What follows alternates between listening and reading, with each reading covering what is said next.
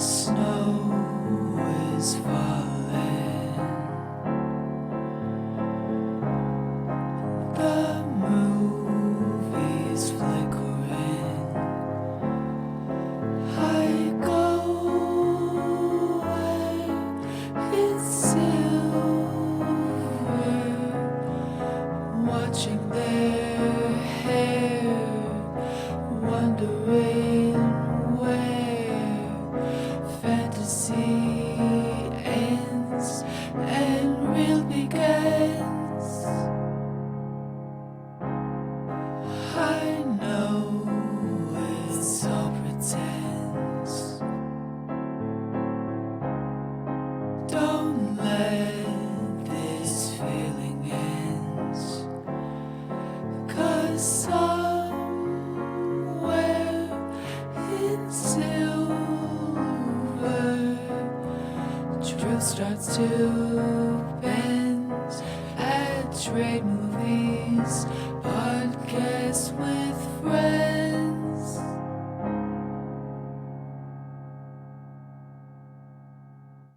Hello, everyone. Today I'm talking to Brandon Daley, who is the writer-director of the movie. Take it again, Jeff. Hello, everyone. Today I'm talking to Brandon Daley, who's the writer-director of the new movie Positions, which is available on Amazon, Apple, and Fandango, renting digitally. It was just released on Tuesday. I can't do the math in my head, but I want to say May 12th or May 13th. 12th, May 12th. So it'll have been released by the time you listen to this, which hopefully will be soon. Whenever I finish editing it. So yeah, movie is called Positions. It's spelled $ positions. There's a $ in front of it, all caps Positions. And I saw the opening night, I can't remember, sometime in April when I was in Chicago, probably the 20th or something, 19th. Yeah, that seems right. Yeah, but great movie, highly recommend. I'll just get that out the way. Great movie, loved it, super fun theater experience.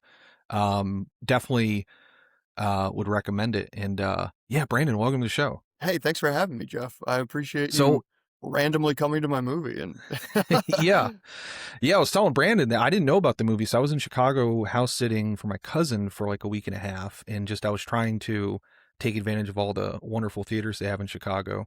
And just on a random Friday, I saw premiere of Positions with like a Q&A with Brandon and his castmates. So I was like, that sounds fun.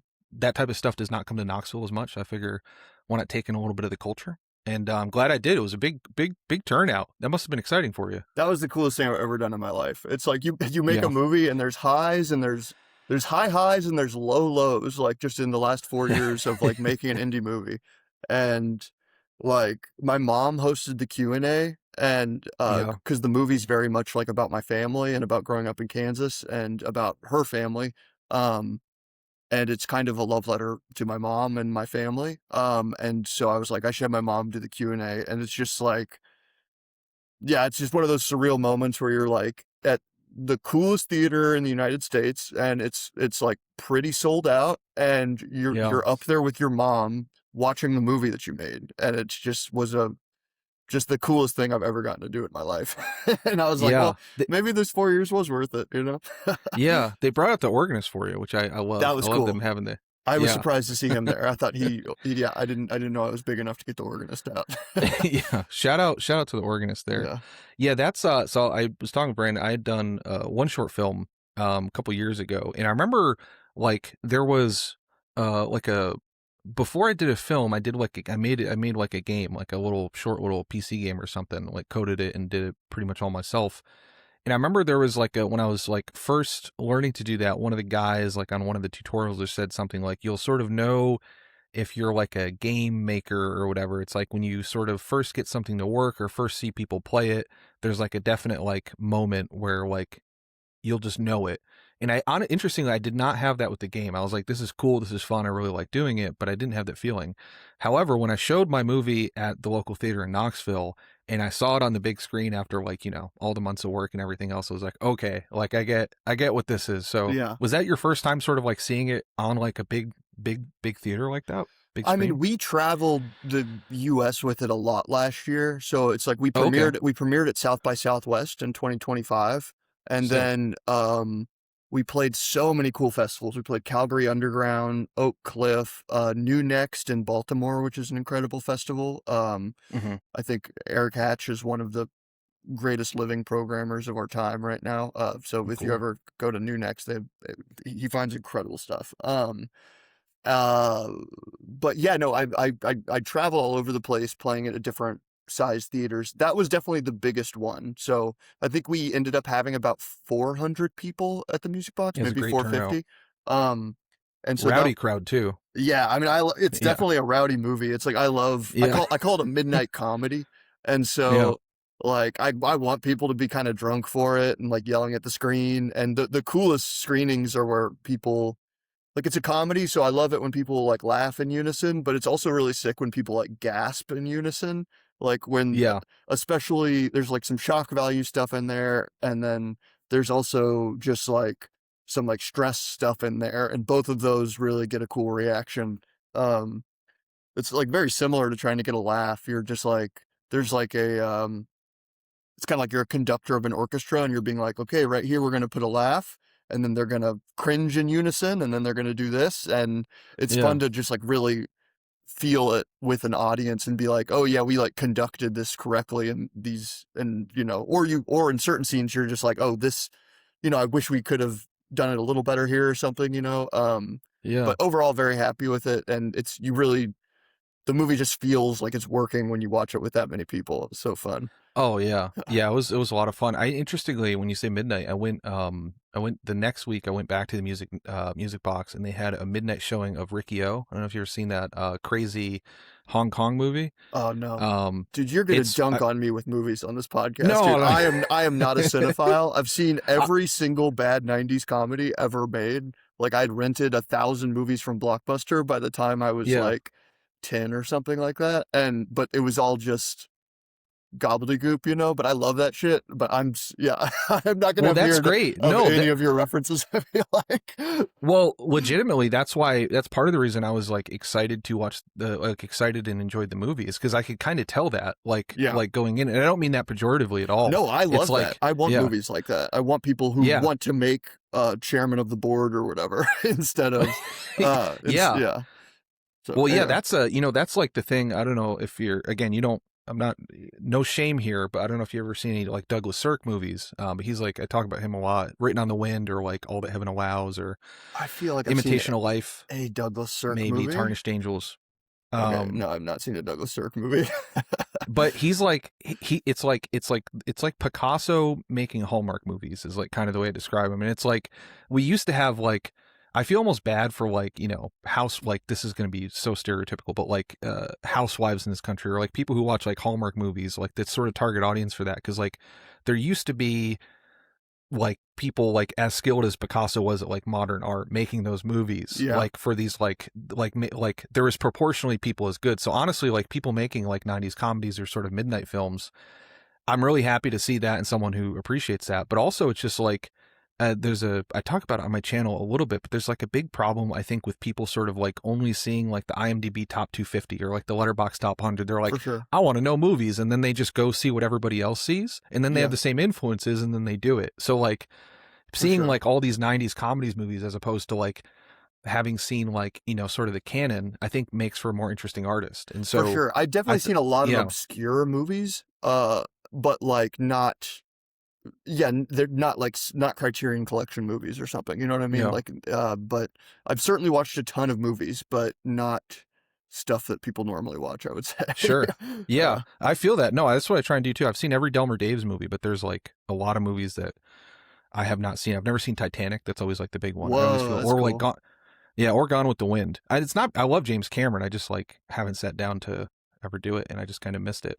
But Riccio, you'd probably, if you like 90s, it's like the only. It was, I think, it was the only or first Hong Kong movie to be like get like a rated X rating for violence, like not for sex or anything. It Oh, like hell it's yeah. just the most over the top, ludicrous, like, it's like a guy will get his like half of his head punched off. It's got like these crazy special effects, like randomly, like the prison guard just has like a wall of porn that he's like, or the like the sort of prison lieutenant. He also has a hook, and he also has like a glass eye that he keeps like Vicodin in. And It's was it a just, good turnout at Music Box for it?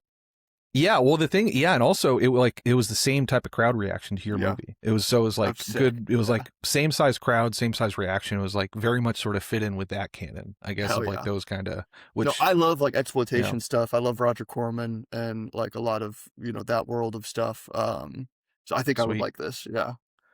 Is that what? So that's so to have Brandon on the pod today for the audience. I wanted to. I think in my review, I which caught you I red-handed, dude. yeah, Brandon caught me red-handed. I said I like after I tried to get him after the show or say like, hey, I'd love to have you on the pod or whatever, and then I did my review, and I said that like it felt like he had seen some Safdie brothers movies, but not necessarily the stuff that like maybe the Safdie brothers were like themselves maybe influenced or referencing by or like whatever. Sort of, it just almost felt like a grandchild of some of the movies that like I really love from like the 40s and 50s. And if you listen to the pod, that's like a lot of the stuff I cover. Chief among them was Strada, which was the movie sort of I picked to pair with this one today. Yeah. So I guess in curiosity, before we get into Strada, I'm kind of curious, like as you were doing this movie, like what were your sort of reference points? Was I right? Was it like good? You said like, I think the way I've advertised this is like Uncut Gems, but for crypto, or like Good Time, I call it but Uncut for Gems crypto. meets Billy Madison, kind of. Is it what I Love like? it. Like That's to a pitch great. it as. It's like Uncut Gems, but if Adam Sandler was like Billy Madison. Two perfect movies. Billy Madison is my number one. Yeah, I love Billy Madison. Absolutely. It's probably number 4 on Sandler for me, but it's still up in the pantheon. What are the top 3? Well, so I grew up in the South, so Waterboy's number 1. So love like Waterboy, I watched Waterboy probably like literally we had a VHS of it in my high school and my teacher would put it on every day. So like I've probably seen that movie more than anything else. But Waterboy, Wedding Singer, Happy Gilmore, those kind of, because I also grew up halfway in Massachusetts. So like Waterboy and Happy Gilmore, it's like, those are kind of two. And then, I mean, Punch Drunk Love. I mean, he's got so many fucking good ones. You can't go wrong with it. It's hard to compare Punch Drunk Love and Uncut Gems with the other, like rank it with Billy Madison and Happy Gilmore and Waterboy and Big Daddy. Yeah. And, but yeah, no, Adam Sandler's my number one guy. I love Adam Sandler. Oh yeah. That's great. Yeah, I'll have a ton of recommendations for you then. I don't if you Takeshi Kitano, you'll love him. So that's always I need you to put together a list for me because we won't talk about Strada yet, but I want a list of how I can be a better cinephile and just stuff that I will like actually enjoy. Like I think you understand I don't like slow stuff that much. I'm very impatient. I like stuff that stresses you out or makes you feel a certain way or is maybe like questionably like moral, like the morality of it is iffy, was Abel Ferrara another reference point? I'm just going to interrupt you, but that's Abel another Ferrara, one. Like, okay. It wasn't a direct reference point. I did watch Bad Lieutenant, I think tremendous, like closely before writing this. Love it. I'm pulling up my inspiration list of stuff that it's like Spedders was a big one for me when I was writing. I haven't seen that. Paul Verhoeven, Spedders. I haven't seen that. Oh my god. I love Verhoeven. You gotta see Spedders, dude. Spedders is like just balls to the wall shit. There's like I love Verhoeven in his tone is very kind of like campy, but without being ironic. It's like still very emotional and sincere and campy at the same time. Like I don't like camp for the sake of camp. Like I like John Waters, but I do think that it can be a little like insincere or something sometimes for me. Like in that heightened tone, it's just like kind of hard to keep my interest or something for the whole movie. Sure. On some of those, I love John Waters, not to talk down on him, but like Verhoeven is kind of doing the same thing, but there's a level of like sincerity or something to it. Like I totally agree. Anyway, love Verhoeven, but Spedders specifically, like the 3 movies I was thinking of when I was writing it were Spedders, Varsity Blues, like as being these kinds of like tremendous. Like Varsity Blues is just is another like very like strange tone. And the tone itself is very funny. And I was like dying laughing when I was watching it, and I was like, how do I make a movie this good? And then I showed it to my DP when we were prepping for positions. And he was like, why the fuck are we watching this? And I was like, no, dude, you don't see it? Like it's the tone. So yeah, those 2 were big. And And then there was like, Well, on the Verhoeven thing before, just yeah, to, go ahead, because go ahead. I was gonna say I agree with you. I think the thing I would say is that you're reaching for, like, not that you're reaching for, but the thing I always say, like, I always say like I'm some type of fucking guru, but like the thing I like when I see a Verhoeven movie, he is both disgusted by America and he loves America. Like he Yeah, both loves the American excess and is also disgusted by it for sure. in a way. That's Like cool. he's like eating McDonald's and be like, I can't believe I'm eating this shit, but Yeah, like, isn't this it's awful? so But like, good. I'm still eating it. Yeah, And he's like, yeah, like the RoboCop stuff, like, you know, RoboCop or Total Recall. He's like, fucking like he's satirizing so much of it, but he's also like, this is kind of like I get it, like I do get it, we probably shouldn't do this, but I do kind of get like that whole thing. So it is like, that's and he cool. earnestly enjoys like seeing like a guy explode, but also is just like, maybe cops shouldn't do, like he's like he's sneaking all this like sort of, at least like he's a very political director, right? I mean, that's so Yeah. sick you say that, because I feel like Positions lands in that same territory where Oh, it's totally. like a critique and also a love letter to like all this shit. Like, I think the movie's Yes. very like neutral ultimately on crypto and gambling and stuff, like in a lot of ways. Like, I think it's not like a hit piece on crypto, and it's not like an advertisement for it. It's like kind of just like, Oh yeah. this is what it is. And then also just like the Midwest, just like the poverty traps and stuff. Like, it's also just like fun to get drunk all the time and like go Yeah. hang out in the woods and It drive is. around, and like that stuff's Yeah, awesome. Like, yeah, I grew up doing that stuff, and yeah, it's like not a bad way to live your life. Like, and so it's this weird thing where it's like, yeah, that's a thing that people in the movie are trying to escape from, and they're trying to like get out of this kind of Midwestern rural like poverty trap, but also it's like I love that stuff. Like, and I think that the movie like loves that stuff too in a lot of ways. yeah. Um, Oh, 100%. Yeah, could totally. It's felt so, as someone who also sort of like, you know, I don't know if you'd call your sort of upbringing, I would say this like lovingly, that at least in Tennessee, and like half of my family is like just white trash. Like, and I don't mean that in a bad way, but like there's like, it's sort of like there's a white trash culture that like, it felt very like, just kudos to you if you didn't grow up in it. But like you said, like this is very personal, but like it it felt so real, and it like every like the scene where he goes like I think a couple of scenes where his or is it the cousin, the bigger dude who I loved, I forget his name, I'm Trevor terrible with character Dawkins, name. yeah. Oh, Yeah, Travis, yeah. yeah, Travis, yes, yeah, even the name Travis is like, how many It's based Travises on my have I actual fucked? cousin Travis, so it's like that's like a lot of this stuff is just taken straight Yeah. from my life. That Yeah, house is like that is like the house, like that is a house, like that's like a phenotype of a house, like that is like a, there's a house wherever you grew up, there's that like 5 or 6 houses in my hometown like that, of just, the people sort of like, it's kind of a nice drug dealer, or like just people in with like lots of people just sort of variously hanging out, you're not really sure of their relationships, it's you're kind of talking like about like the threatening to trap go house that into. he goes into. Yeah, the trap Yeah, house, yeah, yeah. yeah. But it's like a very like, there's like, it's like it has like a very sort of rural tone to it in a way Hmm. that I haven't seen portrayed as well. It's just, you did such a good job on it, and I'll it's like I appreciate have it, man. like Yeah, an affection for that, because like I've been in so many of those houses. Like I remember, I don't remember any of Pineapple Express because I got like just baked off my ass and watched Pineapple Express at one of those houses, just like basically in that living room. for And I just remember sure. loving it. But Yeah, like, yeah, I it's like think that I everybody shouldn't be there like now, but there's always these yeah, like just houses of a bunch of dudes on couches smoking bongs watching a movie, and that's just like I think yeah. a universal experience, especially when you're in college in your 20s and stuff. Like, it's just Oh that's yeah. that's a vibe. It's, yeah, tremendous. Yeah.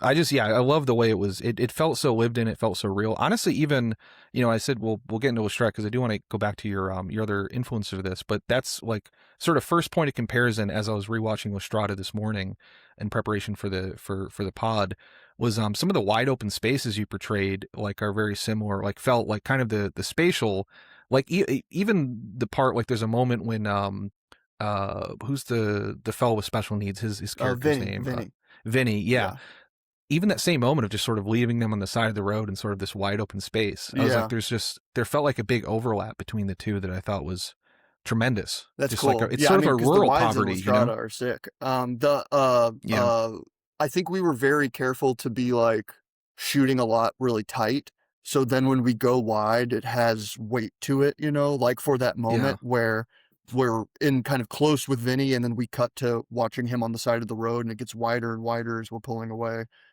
Yeah, I think it just has specific kind of weight to it because the rest of the movie is so kind of tight and telephoto, you know. for sure. It's both a claustrophobia and like a sort of oppressive openness to it, which is like just living out in the country, Yeah. Yeah. I don't Yeah, know. we definitely wanted to play with that too in the ending in the last, like, 10 minutes of the movie, like, the whole movie's kind of crazy and handheld, and then the last 10 minutes, like, I stole this from First Reformed from Paul Schrader, where he just, like, Oh, sure. he's locked off and doesn't touch the camera, and it's all in wides the whole time, and I was like, Mm, "Well, we're gonna just, like, switch to that language here at the end, so it feels distinctively calmer and different and more restrained, like, hmm. than the rest of the film does, you know? Like, we're kind of out of the addiction cycle or something at that point. Yeah. Yeah. Absolutely. Yeah, I really love the way it was shot. I mean, again, try not to do too many spoilers for people out here who haven't seen it. The shot of Travis where the light, I think probably my favorite shot, just to give you another compliment, is the shot of Travis in the back seat, sort of his big scene in there where the light sort of repeatedly spilling on him. Yeah. One of my favorite shots I've seen in a movie in like a new movie in like the last few years. That was Appreciate it, dude. Yeah, tremendous. Yeah. I'm so happy with how that part turned out. And, like, we were debating on set whether to, like, go all the way to black or not. Hmm. You know, and I'm very glad we did because it is cool to just, like, go completely into darkness and then completely out, and then to do that with the story that he's telling. Um, Yeah. But yeah, I'm really proud of that scene. That's a scene in the movie where when I was writing it, I was like, I don't know why this makes sense. I don't know, like, why this monologue and everything makes sense, but I, like, know that it's right. Like, I can feel Hmm. that it's the correct choice. And so let's do it and commit to it. And it's like not till like recently I've kind of like figured out the meaning of that scene, I think, to me, it's hard to talk about without spoilers, I'd say, but Yeah. uh it just really completes the Travis character's arc from meeting him at the strip club to that in a way that then just like gives context to kind of Mike's journey, I think, in a cool way. Yeah. Uh, You find so much humanity in these characters that the going back to what you said before, I could feel like I think I wrote in my review that you saw that like your instincts are right, and like that's one of the reasons why when we were talking about the movie I wanted to share with Strada as like a no better sort of like Fellini's a goat in my opinion. Like I think he's the greatest, at least among so far of what I've seen. Everything has been just a masterpiece. Um, but sort of the humanity that you find in these characters felt very Fellini-like, felt very Abel Ferrara-like in terms of Bad Lieutenant, because there's no like shittier two characters probably than Zampano and Lestrada and like Harvey Keitel and Bad Lieutenant, yeah. just in terms of their behavior. But the directors do such a good job of portraying the empathy. And I also think when you said like when you were talking about it being neutral, I really like I feel like in order to find the empathy, you sort of have to treat it as like why are these people doing it? Like there's not, it's like people do gambling and crypto and these things for a reason, right? Like it's Hmm. like it's not like these things just come out of nowhere. Like what For is the sure. actual sort of draw to it? So yeah, you guys just did such a good job of finding that. And then finding actors to do it. I mean, Travis, whoever that actor is, I forget his name, but Trevor I'm sure you Dawkins. know. Yeah, he's Trevor incredible. Dawkins. He is like goddamn, that was so exciting to see. Cause like, I another thing I repeatedly complain about is like we used to have like a whole, I'm not saying like he's like I'm not calling him fat. This sound really rude, but we used to have like a whole stable.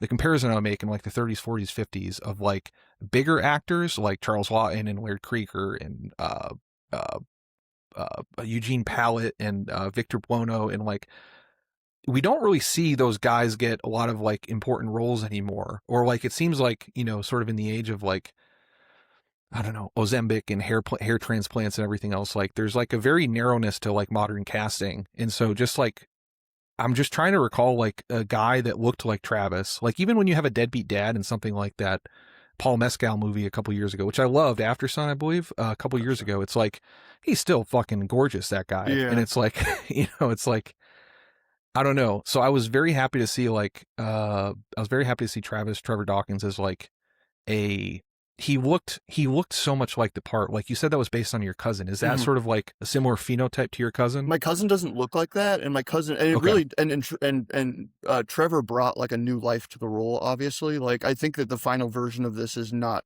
very close to my cousin. Like I wrote it based Interesting. on me and him, and like so these characters are me and my cousin hanging out, and then once you bring on Trevor and then Mike Kinnicky, the lead actor, it kind of takes on a life of its own. And your job as a Hmm. director, I think, especially with working with like semi-autobiographical material, is to just let it go wherever it needs to go. But like, I'll say I agree with you that I think a lot of people trying to like make it as actors right now are very focused on looking pretty, and they're very Hmm. focused on just like kind of being cool on Instagram and stuff like that. And it's really hard to find roles like, cause like I was thinking about casting a non-actor for that Travis role, and I'm very glad that I Hmm. didn't. I'm glad I went with a very like trained actor, but it's like hard to find actors who can actually transform into a role. Like most Hmm. people can just play versions of themselves, but I think that Trevor really transforms when he performs. And then on top of that, it's just hard to find archetypes that fit this kind of guy like believably, where we all know guys like that, where it's Yeah. like you go to there's tons of just yeah, that guy's everywhere, but Yeah. You find him at any but 7-Eleven. yeah, but it's very hard to find somebody to play a character like that because there's no one who's really focused on embodying those types of guys and representing those types of guys, like Yeah. I think It's a big problem, I think, creatively. Connor O'Malley's kind of that guy. He's kind of making that Connor hit, O'Malley, yeah.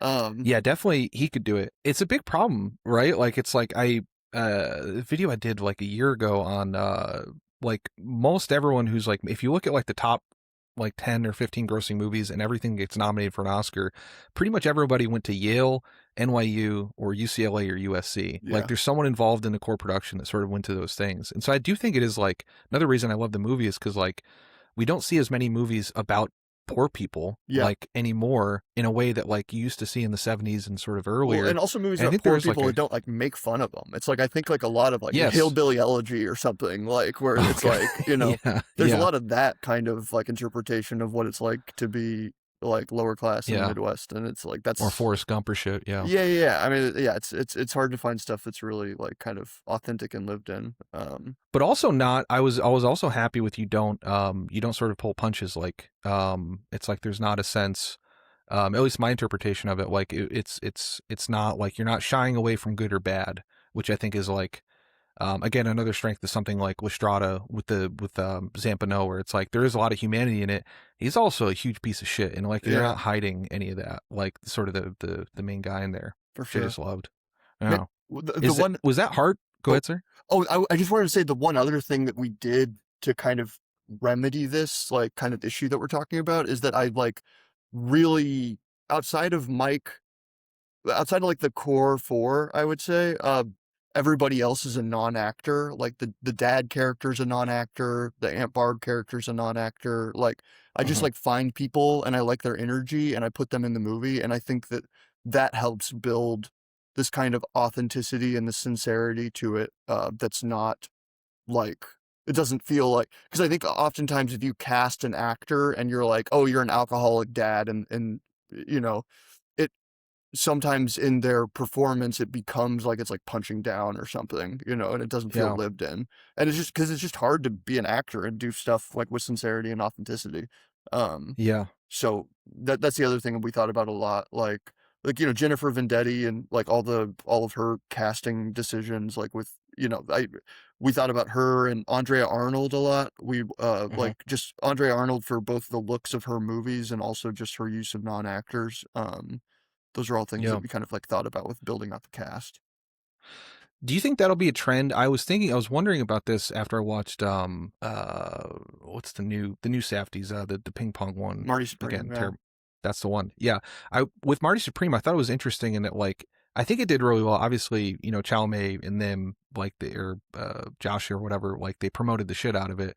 But also like it has Penn and Teller, it has Tyler the Creator, it has like all these like sort of influencer guys, and I kind of wonder to what extent sort of like if that's going to be a new trend in casting of like casting maybe non-professional actors as much to sort of like widen sort of the base of like, well, now Tyler the Creator with his 10 million or whatever Instagram Hmm. followers can promote it, and Penn Jillette and like all these like sort of other people have like sort of a hand in the movie where they're sort of bringing their own marketing to it.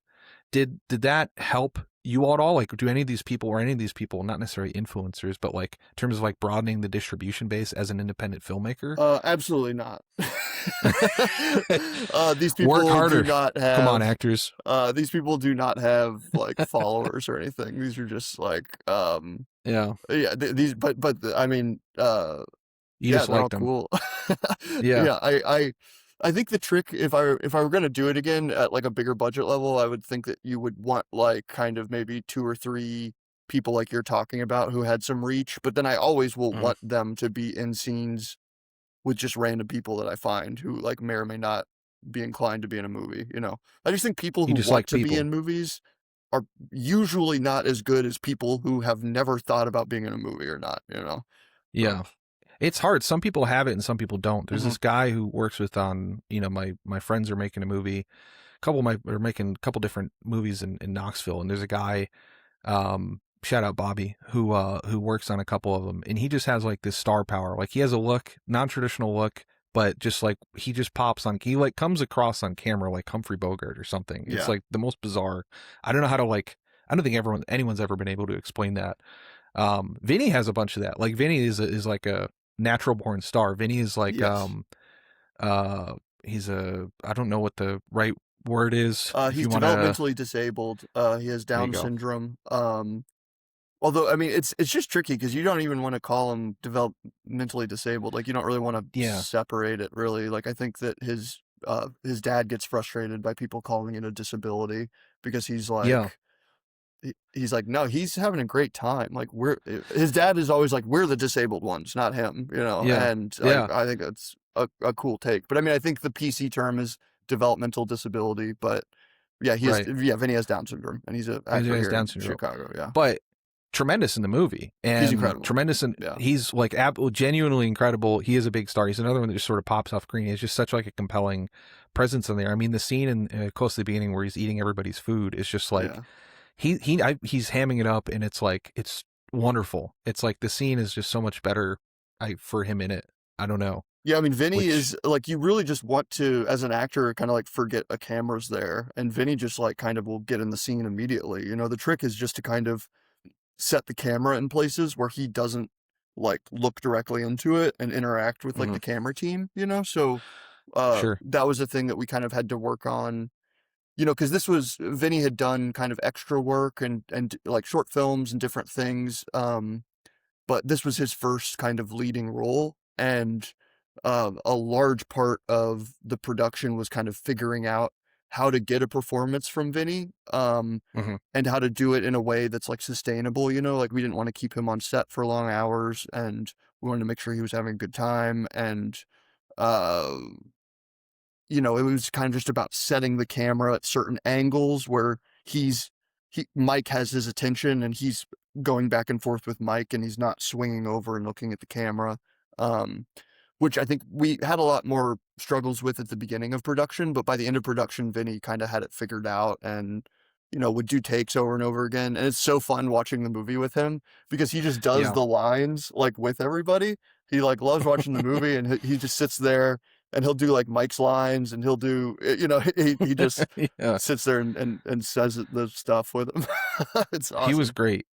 Yeah, I was curious about that because that's also, so when we were when I was thinking about what movies to sort of pair with this for the pod, so obviously Strada is like about sort of like, that's the one that felt very similar to me because it's like sort of a guy of sort of mixed moral character, not necessarily the world's worst guy. I don't think your main character is nearly as bad as Zampano, but like or does as nearly as many bad things. No one's obviously bad, but like, sort of like Gelsomina in this movie, Julieta, played by Julieta Messina, would also, I think, be classified developmentally disabled of the term. I think she is not like the actress playing her, is actually Fellini's wife. I don't know if you Yeah, I knew that. looked It was that up. I saw that. interesting casting. He puts her in bad positions because Knights of Kabir is also great, and she plays a sex worker in that's just getting just knocked around. Very depressing. But there's also the other one we were thinking about was The Long Voyage Home, which is actually, I think, John Wayne's best performance, where he plays a developmentally disabled Swedish guy on sort of a boat with like a bunch of other kind of like sort of working class Irish sea workers, seamen or whatever. So I guess like specifically with Vinny, I thought it was that is another thing again I connected to because in my hometown of Tennessee, like I went to a very small high school, 270 kids, but the like disabled people, whether developmentally disabled or otherwise, were just sort of much more integrated in life than other places. Like I remember that was out like one of the things I didn't necessarily think about until I left. Like I went from East Tennessee to this like liberal arts school out in Tacoma, and it not a great experience, and felt very alienated, and was like much more upper class. Like just didn't like realize how alienating that would be at the time. One of the things is just like I was probably around like just going either to school or otherwise like 5 to 10 disabled people every day, or you just see them out there. So I was curious, like the choice of including Vinny, that's again one thing I loved about it, is just like that seems like something that is like much more of like a working class sort of thing to include like that character and sort of that relationship, and like being like kind of a caretaker, but kind of not, but kind of like, well, who else is going to do it? Like, just someone who's sort of integrated into this sort of extended family unit. So I was curious, was that also personal to you? Like growing up, did you have a Vinny in your life or other No, that people? stuff isn't personal to me. Like I don't Fascinating. have anybody like that in my direct life. Like, I mean, yeah, my uncle had spina bifida and was bound by a wheelchair, but I mean, that's not really the same thing. Sure. Uh, I just think kind of what I see a lot is that people who are in tough positions, like both financially and whatever, like they're kind of really struggling to get by. A lot of Hmm. times God will just keep piling stuff on, and then suddenly you have an autistic child, or suddenly you have this happening, and it just Yeah. adds more and more stress to your already stressful life. And so my decision to include Vinny was just kind of because I feel like that's how a lot of people live. Like, Yeah. you're already struggling, and then you also have to take care of this dependent. So I wanted to have that in there for that reason. Um, I also just think it adds stakes to all of Mike's like bad decision making, where there's Hmm. a guy who's kind of his dependent the whole time, and who doesn't really have the autonomy to kind of say, "Hey, we shouldn't buy crypto right now" or whatever. Uh, at the script level, I kept that character very open-ended, um, Hmm. because I wanted to find an actor and meet somebody and mend the role to them. I wanted it's very much kind of a question mark in the script, or just like a whatever. I was just like not that worried about that character in the script because I knew that was Hmm. more of a production thing, where Hmm. we would find somebody who could portray a dependent and just kind of let them exist in the scenes a little bit. Um, Yeah. so the plot points are there, like the leaving him on the side of the road, and or no spoilers, but the Yeah. plot points are there. But it's not really specific and lived in, and I just wanted whoever we got to kind of be able to be themselves and kind of interact with the other actors. And so yeah, we got Vinny. He's just such a joy, and How'd you it find Vinny? He's from Chicago. Did you film it in and around Chicago? we did, yeah. It's a lot of it's in Okay. Chicago Heights, in like South Side Chicago. Cool. And I'm from Kansas originally. I wanted it to look like Kansas, so we went kind of a little outside of the city and shot out there. Yeah. Um, I was going through a lot of different like special needs theater groups, and I was talking Okay. to Special Olympics, and I was meeting with lots of different families and auditioning different kids in the months leading up to the shoot. Um, and then I found Vinny through a Craigslist post.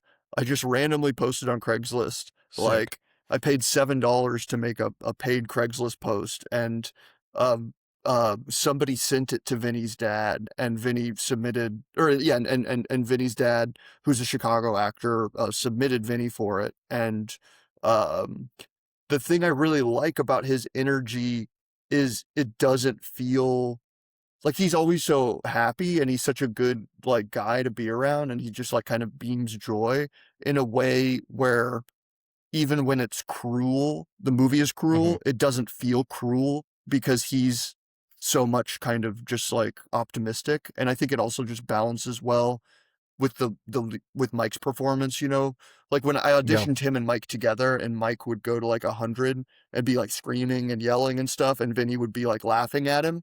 And I'm like, oh, this is awesome, because I never wanted the joke to be on Vinny. I wanted Sure. Vinny to be the straight man almost to whatever's happening in the scene. So Yeah. I just think with his specific personality, it really helps make the movie work, you know.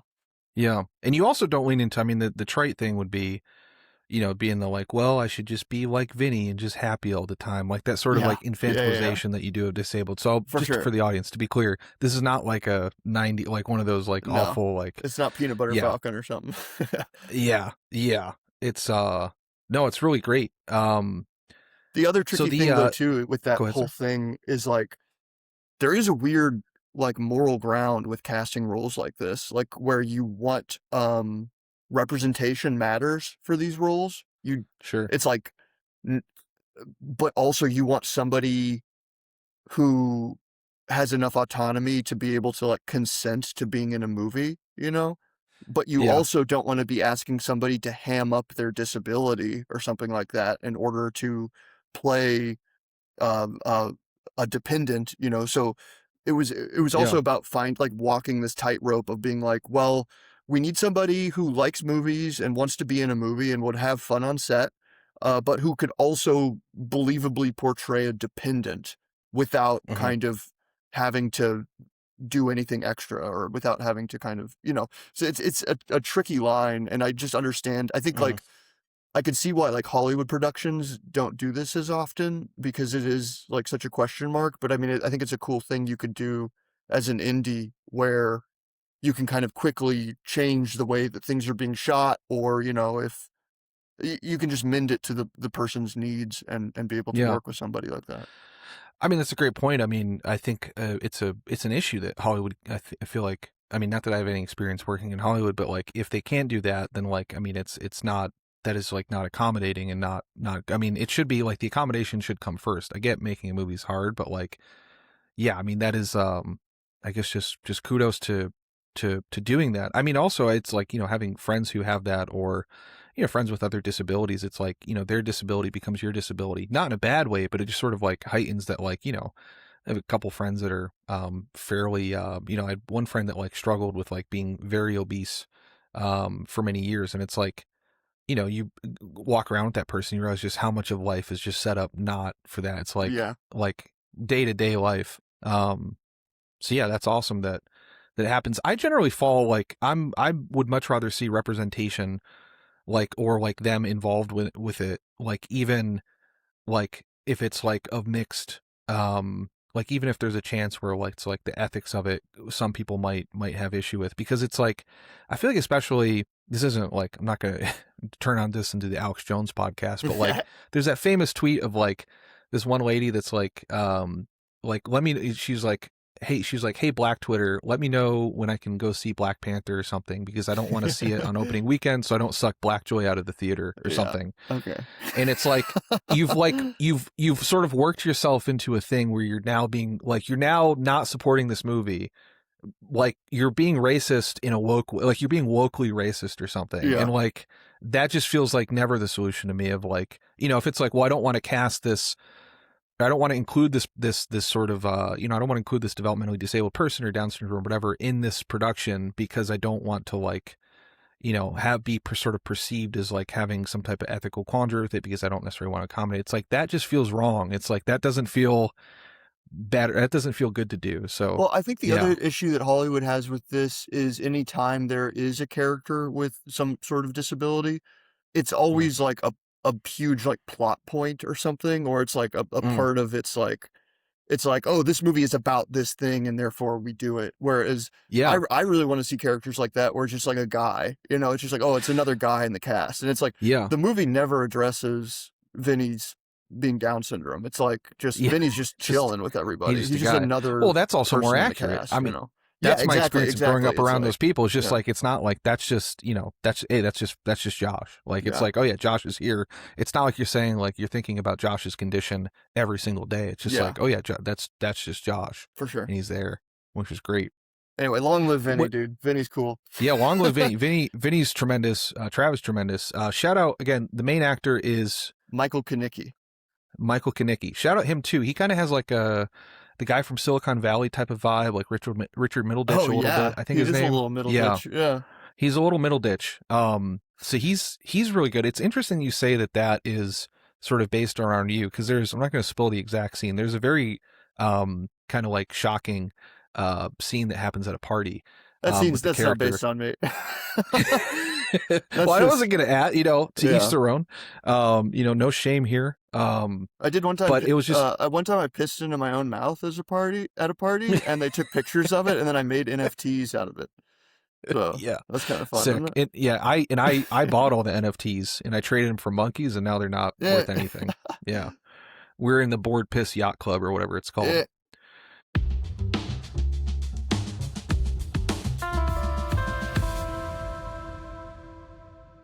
And we're back. Okay, so I was going to ask about the main character. You said so. Yeah, that scene isn't based on you that much. But I'm curious, like, how much of his sort of thing like was based on you or like your own experience? Like another relationship with like, Travis, you said like you and your cousin like hanging out. But in terms of like, do you have any issues with gambling? This is now a therapy podcast, but like in terms of like the crypto gambling, like is it a there but for the grace of God? Because it's like he's obviously like, I can't imagine this is you, given that you've like just made this like huge production and like, you've done this like very accomplished thing of like making this independent movie. You seem a whole lot more put together than him. But I was curious, like, how much were you just sort of imagining yourself like taken to 11, like maybe some of your vices or some of the stuff? Yeah, I mean, I would say I was like very into crypto gambling in like 2020 and 2021. I got into GameStop very early through Wall Street Bets on Reddit. And so I put 5K into that, and then I wrote it up to 25,000. And then I was like, well, let's try this crypto thing. And the crypto kept going up. And so I was like, okay, well, let's put more money into it. So I rode that up to 65,000 then. And then things started to go south in the markets, and I wrote it down to 9,000 then. And so like kind of, lost a bunch of money. But it's like, it's kind of paper gains, because it's like, yeah, you can't really count it as a win until you got it out and you're like not doing this anymore. But I was really into it. I was checking. You just check it constantly, like you're waking up at 3 a.m. and you're checking your portfolio and seeing that you had made or lost $5,000 or something while you were asleep. You're like at dinner with your girlfriend, and your Discord is going off or something, and like I just got so into it and kind of so wrapped up in, like, I think in that era too of crypto, Web3 and blockchain were very much being promised as being a solution for a problem that would eventually come, like it was like, oh, we need this because eventually we're going to need this, you know what I mean? And you get wrapped up into that and being like, oh, this tech will eventually be useful and eventually be adopted, and I'm early on it, and it has actual use cases. Whereas I think now in crypto, it's more of just like, uh, very much wears itself on its face of like, this is player versus player gambling a little bit. Like, we're just going to gamble against each other on the internet on the stupidest kind of memes and shit possible. And I mean, there are cool like crypto projects of people trying to do productive things. But it's, I think in 2026, people know what crypto is, and you're either in or out.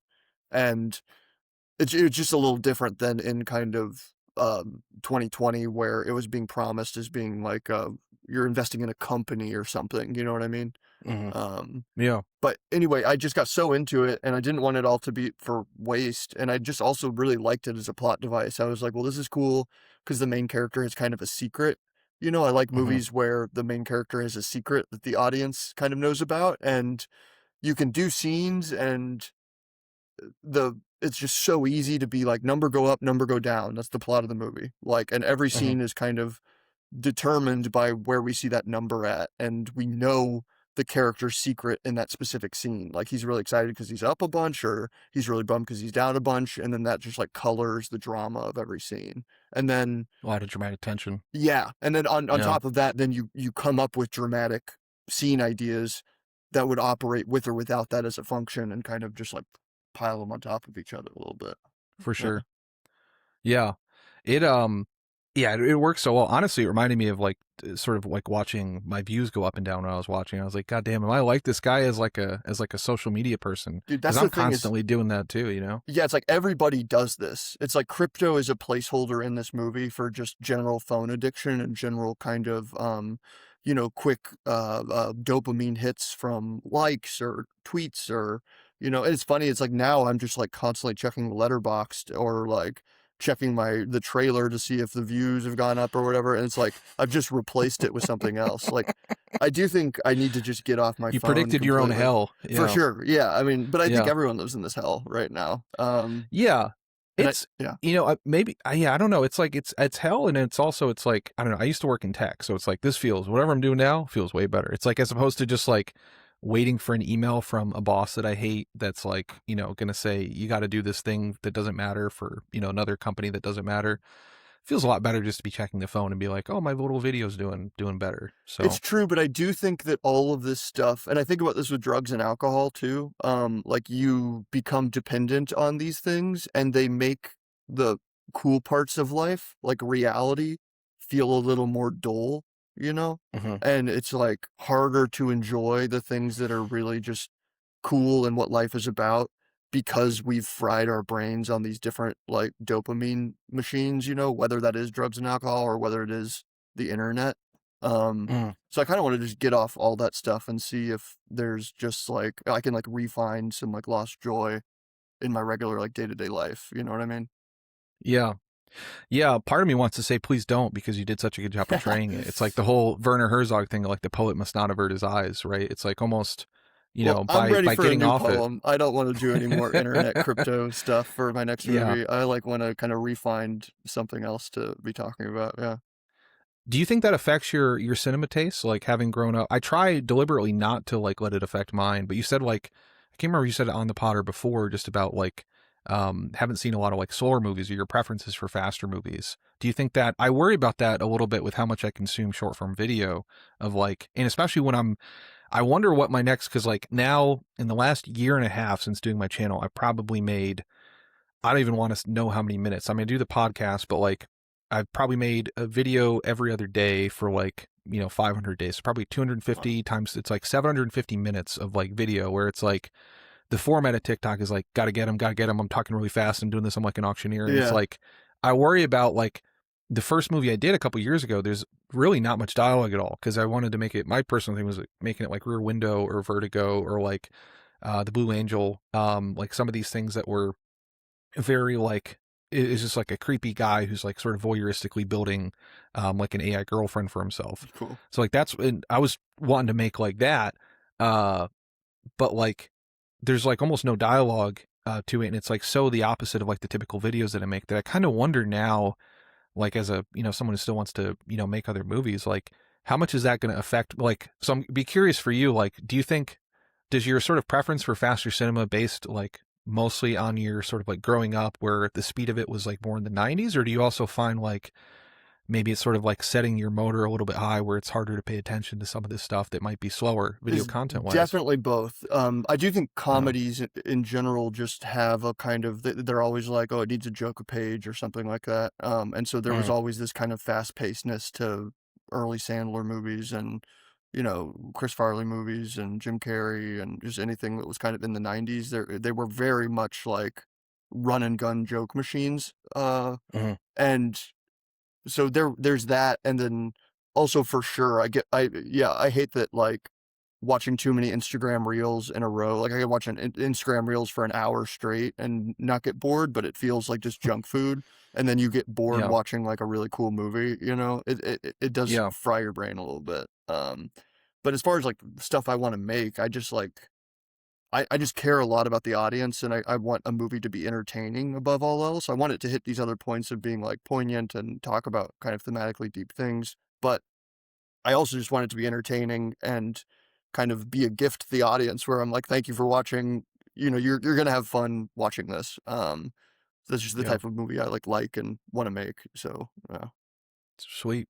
Well, I loved it, honestly. You ever seen His Girl Friday? Just randomly. no. The okay, for speed, to be curious, you got to I'll put a list of recs together for you, but like I'd be he was wanting to make that the fastest comedy ever in like 1940, and like Oh, so even well. to the point of like possibly trying to speed up his dialogue. So it feels very like it's just like a mile a minute, in something that is like, it's interesting to see someone do that from like 39 or 40 or something. That's cool. When it was. Wait, the other thing I want to say too is like the Sure. substance, like the popularity of that movie, The Substance. I think that's a very like post TikTok movie almost. Like I think I haven't seen that. I need to see that. It's Yeah. it's pretty good. I don't know. I think it's fun. I think that people liked it a lot more than I did probably, but I do think it's cool. But like I think we're Yeah, I gonna could see see more that. and more of this like TikTokification of cinema, you know? Sure. Yeah. Whether good or bad. Yeah. Yeah, you know what's interesting?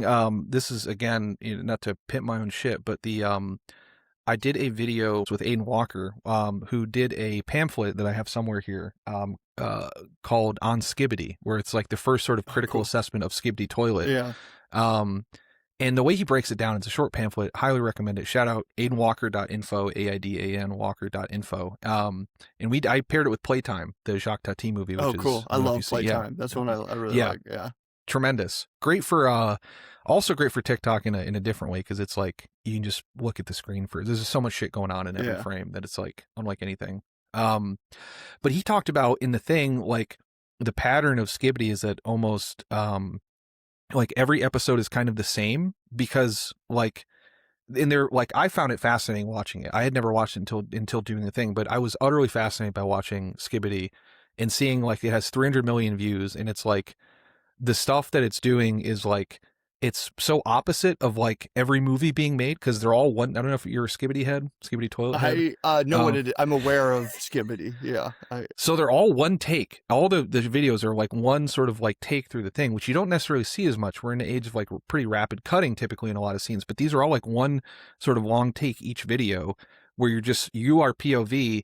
But the way he was talking about in his pamphlet is that it sort of functioned like almost as sort of marketing or propaganda itself, in that like every instance of Skibbity has to contain the entirety of Skibbity. So it's like, if you're introducing someone to like, if your thing is like, let's make, you know, positions as a piece of art, it's almost like you'd want to make sort of positions like almost over and over, like in 30-second chunks, where everything sort of has to like convey sort of the entire arc of positions. So it'd be like a thing of like breaking this up, where it'd be like a guy sort of like having a crypto thing with like also being like, you know, having a, you know, like a friend who like maybe he's like a caretaker for, but also have this relationship with his cousin, but also like sort of grow up in the Midwest. It'd be like that entire thing would have to be contained into like a 30 to 60-second chunk. Yeah. And to get that message across, it'd be like you'd get that message across like, you know, video 1, then a couple weeks later, video 2, then like this, and like sort of it would almost function more as like marketing or propaganda, like an ad campaign, instead of like a creative project, as opposed to like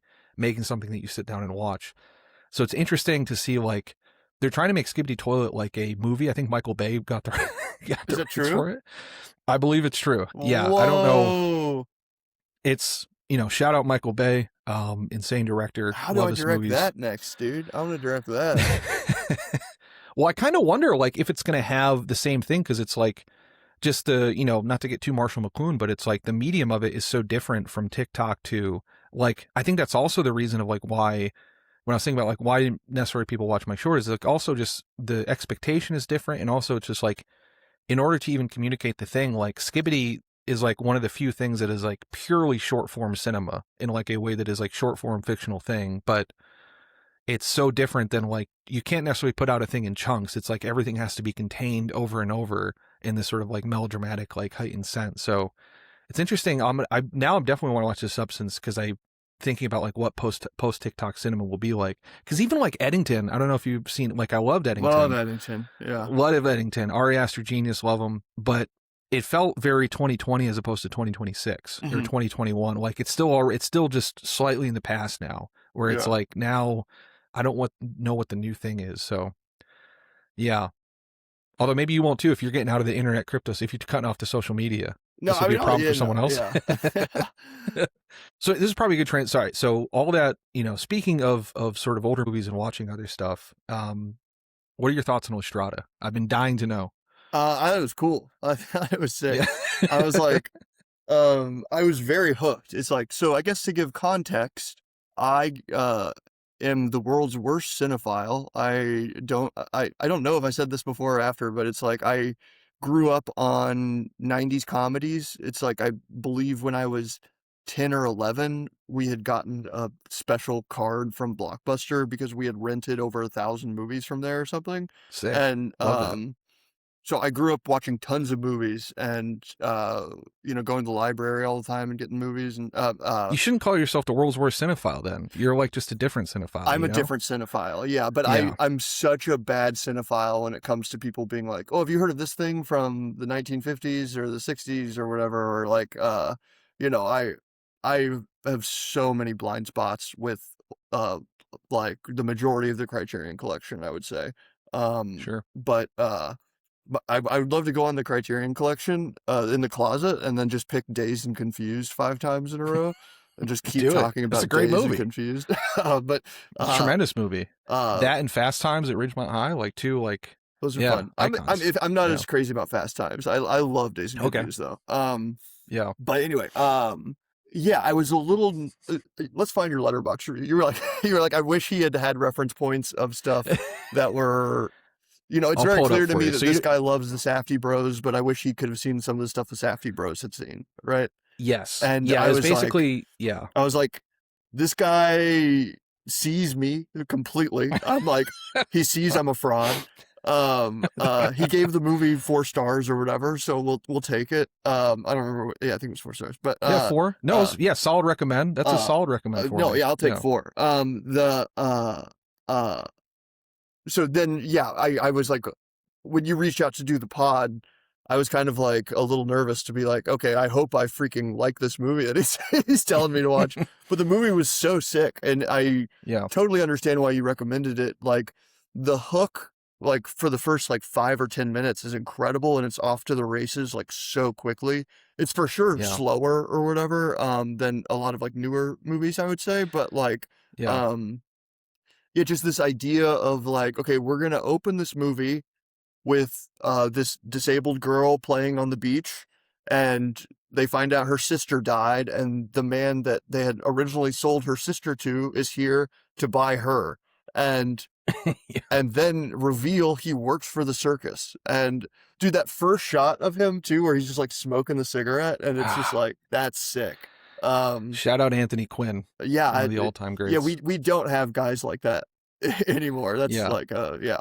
Real well, I could see Travis on what's this Trevor playing like that. Like there's a violence to him in your movie that For like sure. it almost he's kind of like more akin to like Trevor than he is probably than Mike, I think the main character. Yes, Just a little bit more, yeah. definitely. Yeah. And then yeah, so he buys her, and then he like very quickly after like kind of rapes her, right? Am I right there? It's not consensual, right? It fades out, and I'm like, Yeah. oh, he's raping her right now. That's what's happening. That's how I interpret it, especially like the stance he gets in. When I was watching it today, like kind of, as is common for like the censorship of the time, like he says like, but he kind of has this wide stance there. He says, get in the car. So I believe that's what, yeah. Well, and then he bails on her. He goes home with some other girl, and he's like drunk and stuff. And then she realizes like how dependent she is on this guy. It's like, it's kind of like positions told through Vinny's eyes or something like that. We're seeing, but I mean, it's not that like, it doesn't feel dark. Strada didn't feel like there's not like a darkness to it or anything, but there's definitely Yeah. dark stuff happening. Do you agree with that?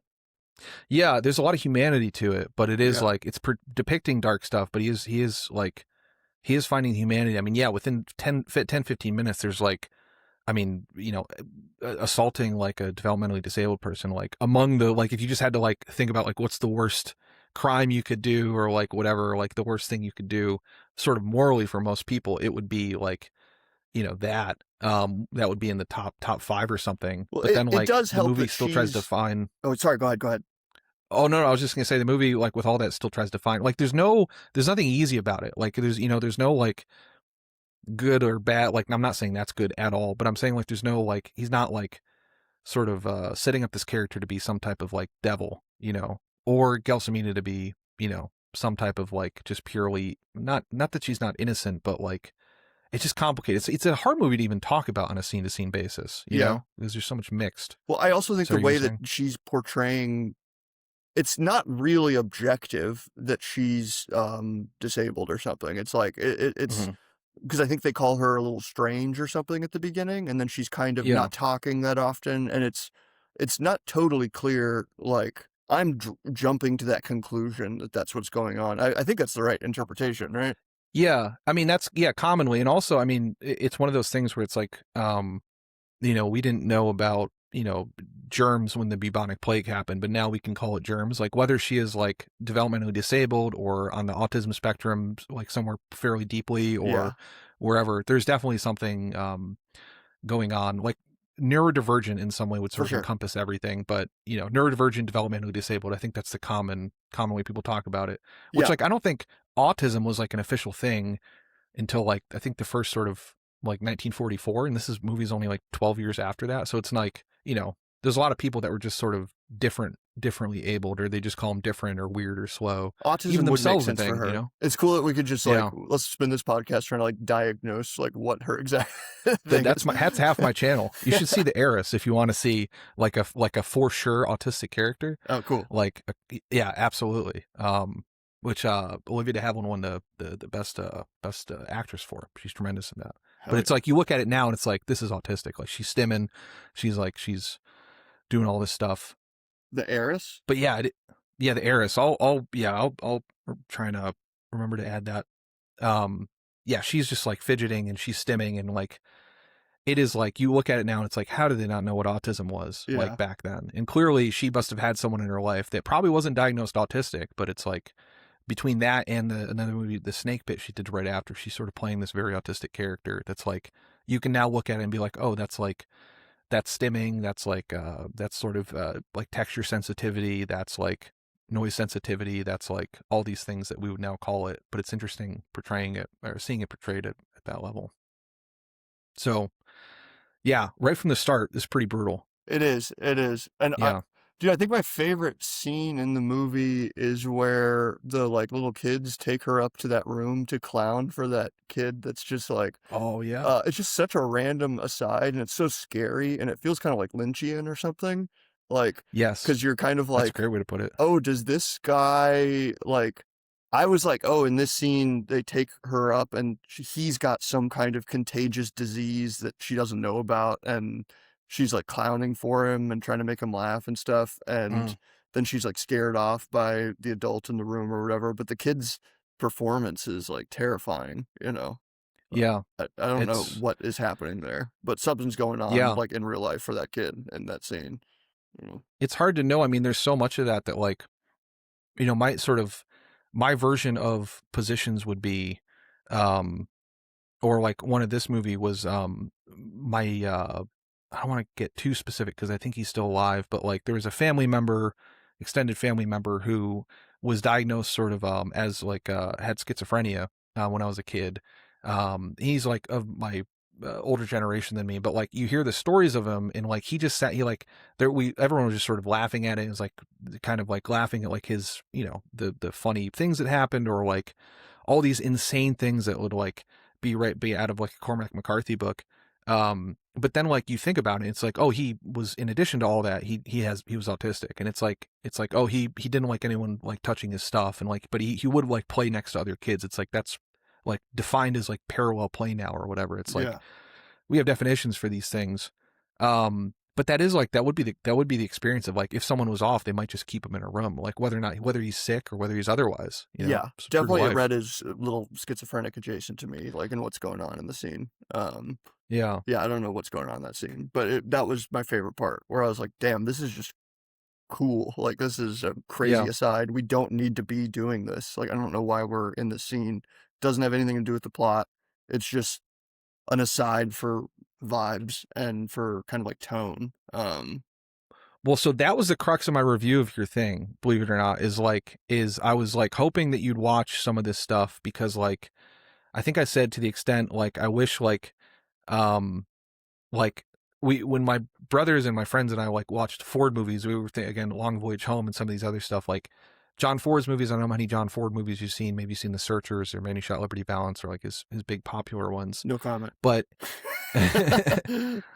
he loves Irish people, and he loves like sort of like vagabonds and just sort of layabouts, and like his movies just feel like they're just getting distracted.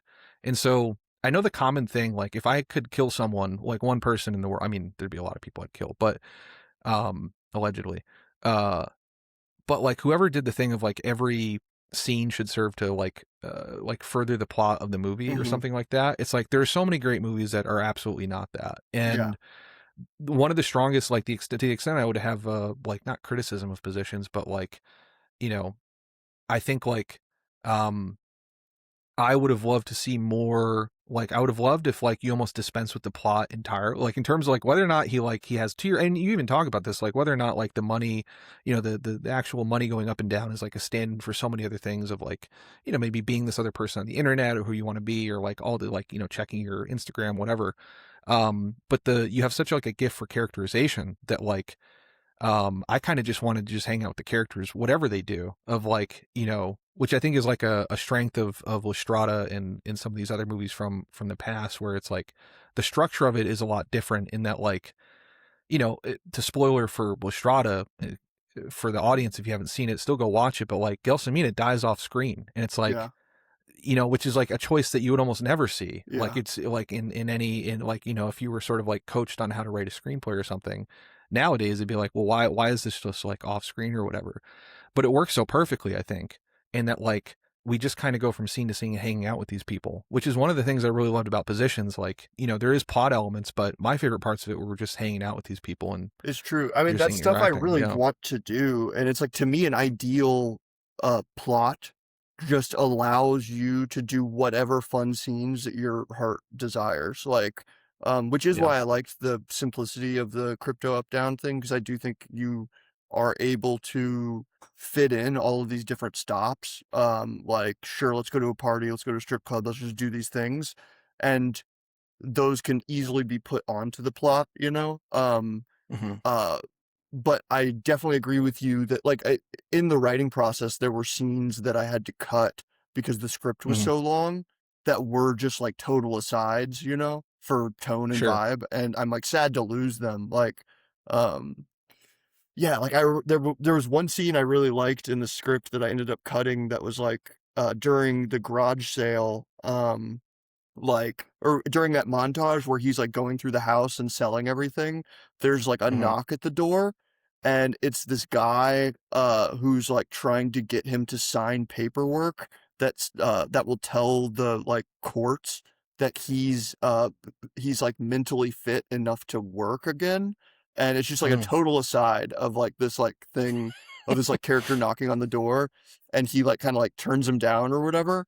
And he's like still like kind of, it's like still the plot of the movie, but then there's just this like new character who's entered, and then starts like kind of like throwing like this like manic fit, and then the character leaves and we never see him again or whatever. Like there were things like that that I really just like liked, but when it comes to like editing the script down, like all that stuff just got cut. Yeah. Yeah. It's hard. Yeah. It that's like, but the your ability to do that was like one of the things that made me sort of most excited, which is I think I ended the review with too. Which is just like, I'm really looking forward to seeing what you do next.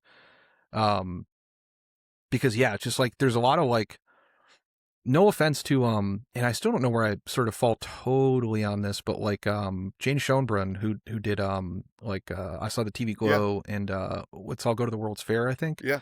Like there's like I really love her, but like on a scene by scene basis, I feel like some of her stuff can be not as like like good as I would have liked it to be. Like her structure is great, and I love her like sort of the overall execution and emotional impact, and I think she's doing it a lot on a scene by scene basis to sort of like get at some of the ennui, specifically as she like talks about like the trans experience and like I Saw the TV Glow, and I'm super excited for Teenage Sex and Death at Camp Miasma, which I think is coming up soon. But on a scene-to-scene basis, sometimes it can feel so. Like with her, it's like, God damn, I almost wish she could watch some like Howard Hawks or some of these other people to like. She probably has, but I to feel like like, she's watched everything, dude. She's a very good cinephile. I would imagine, yeah. Uh, And I love her, but for your stuff, it's like I I'm excited to see. Like, I hope you sort of lean into your I would think best impulses, I guess like sort of structure wise, like for like a screenwriting coach, maybe they might call it like a worst impulse, but like yeah, just like focusing on the characterizations. It was like so refreshing to see this type of movie that it felt like your natural instinct was to hang out with these people, which it is like a hangout movie, I think you called it, but like that is like a sentiment, even in stuff like where I could see like the Good Time or the Uncut Gems reference with the Safdie brothers. It's like those are still very driven movies. Like those hmm are still like, very, very like lots of stuff happening. So yeah, yeah. I don't know. I think like with Just love that. the scene that you were talking about with Travis in the back seat very much kind of falls into this bucket of Totally. being like, well, I don't know why this is in the movie necessarily, but it's right. Like I think that's kind of what I was alluding to earlier, of being like, oh, Yeah. this is not driving the plot forward, and it's kind of the first. You are correct that it's the first time in the movie where we take a break from this like plot, and Mm. we just get to just like chill for a second with this thing that adds to the movie, but it has nothing to do with the plot necessarily. You know what I mean? Felt like the heart of the movie to me, Yeah, honestly. for sure, it is. And Yeah,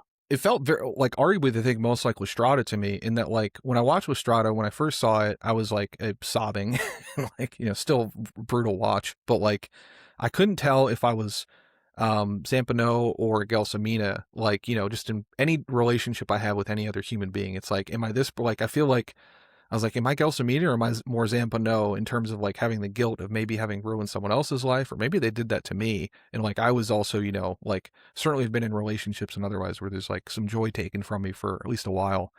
Um, but then when I read about it, it's like Fellini's like, he views himself as like sort of a mixture of all three of the main characters. that's cool. I think the reason to me that scene with Travis works so goddamn well is he's on one level he's the exact same as Mike, in terms of just like the humanity of him, in terms of like, I don't know, there's like a Mike is seeing him, but it so totally fits in with the quote unquote plot, so to speak, because if Mike were a little bit more eloquent, he might have had the same moment, and been able to, maybe he does, like in a few months after the Yeah, movie ends. yeah. It's yeah. Sorry, I'm just recounting my favorite moments of the No, movie. I love it. Yeah. So was it? I was curious about. So with Restrada, were you surprised by it? I was surprised because like one of the reason I'm kind of like you, and I grew up on a lot of '90s stuff. Like my dad was a big like sci-fi action head, so I grew up on like John McTiernan and G2, and Gotcha. I got into Fellini. I didn't watch for the longest time because I was like, oh, it's gonna be a guy watching Le Bicycle for 2 hours. It's gonna be like this whole thing.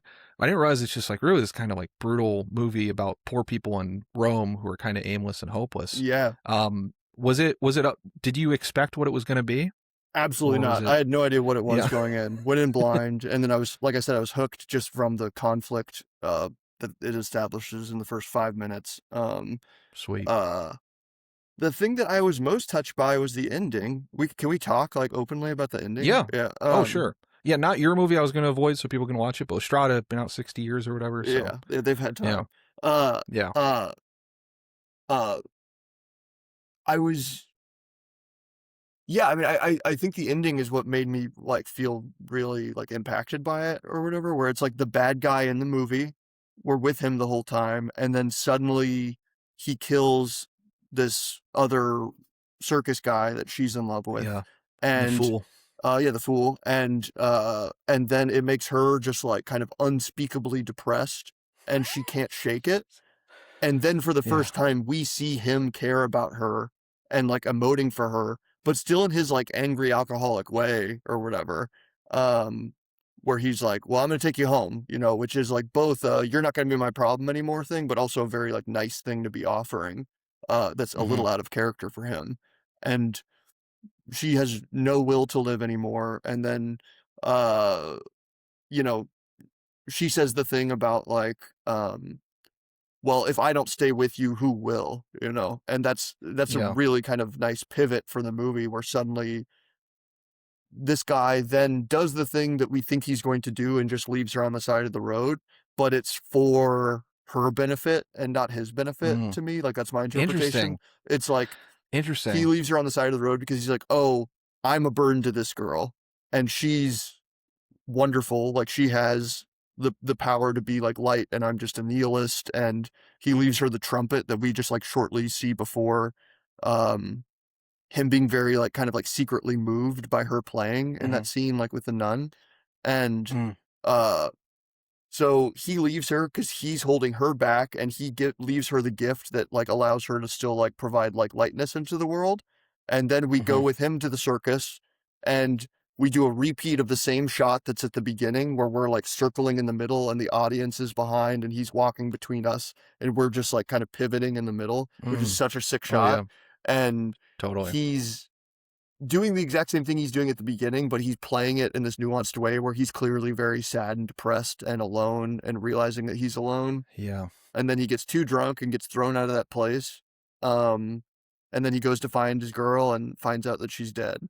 And it's just so, it's like, again, I don't know exactly what it's saying, and I don't know if it really knows what it's saying. But I think it's like really just a touching thing where all of a sudden this guy who's raping and drinking and buying women from poor rural farmers, like, we're just like left with only him, and like can't help but like feel like really bad for him, you know.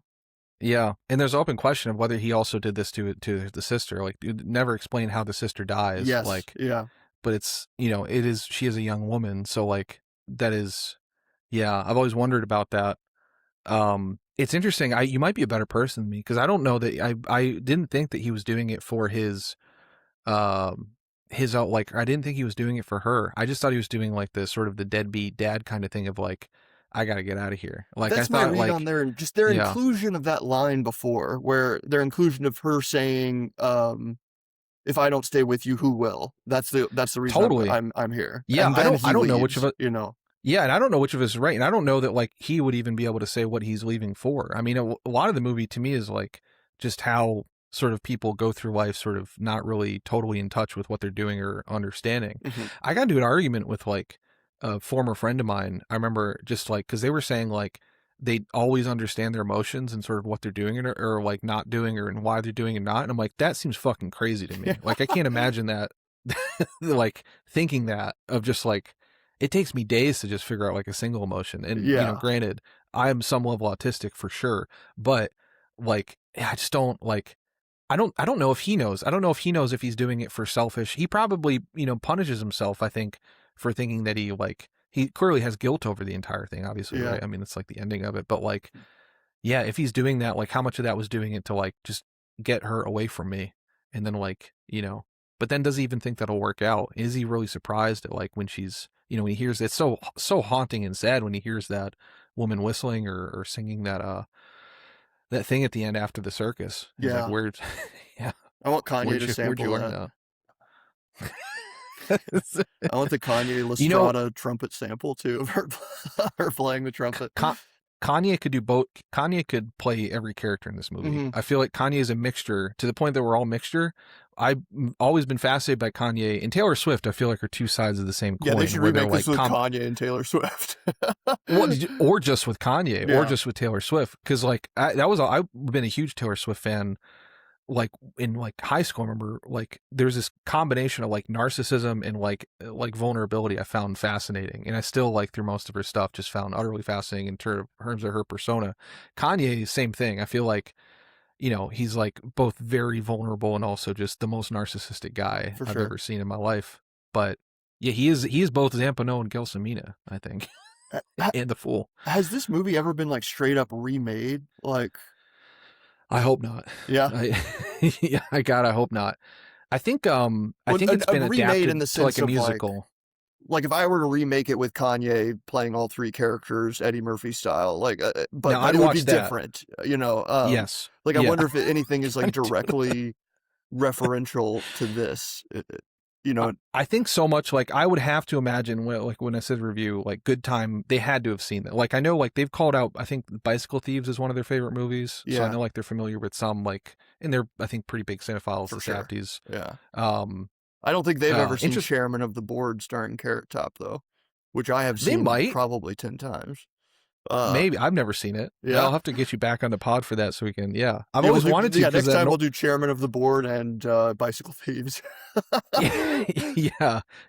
Well, yeah, that would be. I'm actually going to write that down because I don't know if I do. So Bicycle Thieves, I was not as like big on, and that's honestly what kept me from watching some more of like this era of Italian movies. So I was like, oh, if that's like neorealism or whatever it is, then maybe I should. Like a lot of people like it, but for me, it's like. I've been really poor. You know, it's like it was one of those things where I know Paul Schrader loves that one. It's been on my list for a while just because he always is referencing that one. Do you think I would like it? Would I like that movie? I think so. It was fine. It was a 4-star. It's just like if you're gonna watch something from that time period, I would just watch Fellini's other 5 movies like first before you watch that. Oh, is that one also Fellini? Yeah, that is Vittorio De Sica, I believe. Gotcha. Yeah. I would watch, but like I would do Chairman of the Board and Il Bidone. Il Bidone is The Swindlers by Fellini, and it's about a group of It was the other one I was really thinking about picking because it's a group of like swindlers. It's I think Il Bidone means the swindler or the swindlers, and it's a group of like scam artists in post-war Rome. So same like setting and everything. Just going around like selling like fake antibiotics to poor people and like selling them like fake deposits on houses and like dressing up as priests and like telling old women that they've like buried gold in their like let the church buried gold in their lawn and like robbing them of their like savings, like these like poor like 70-year-old widows and shit.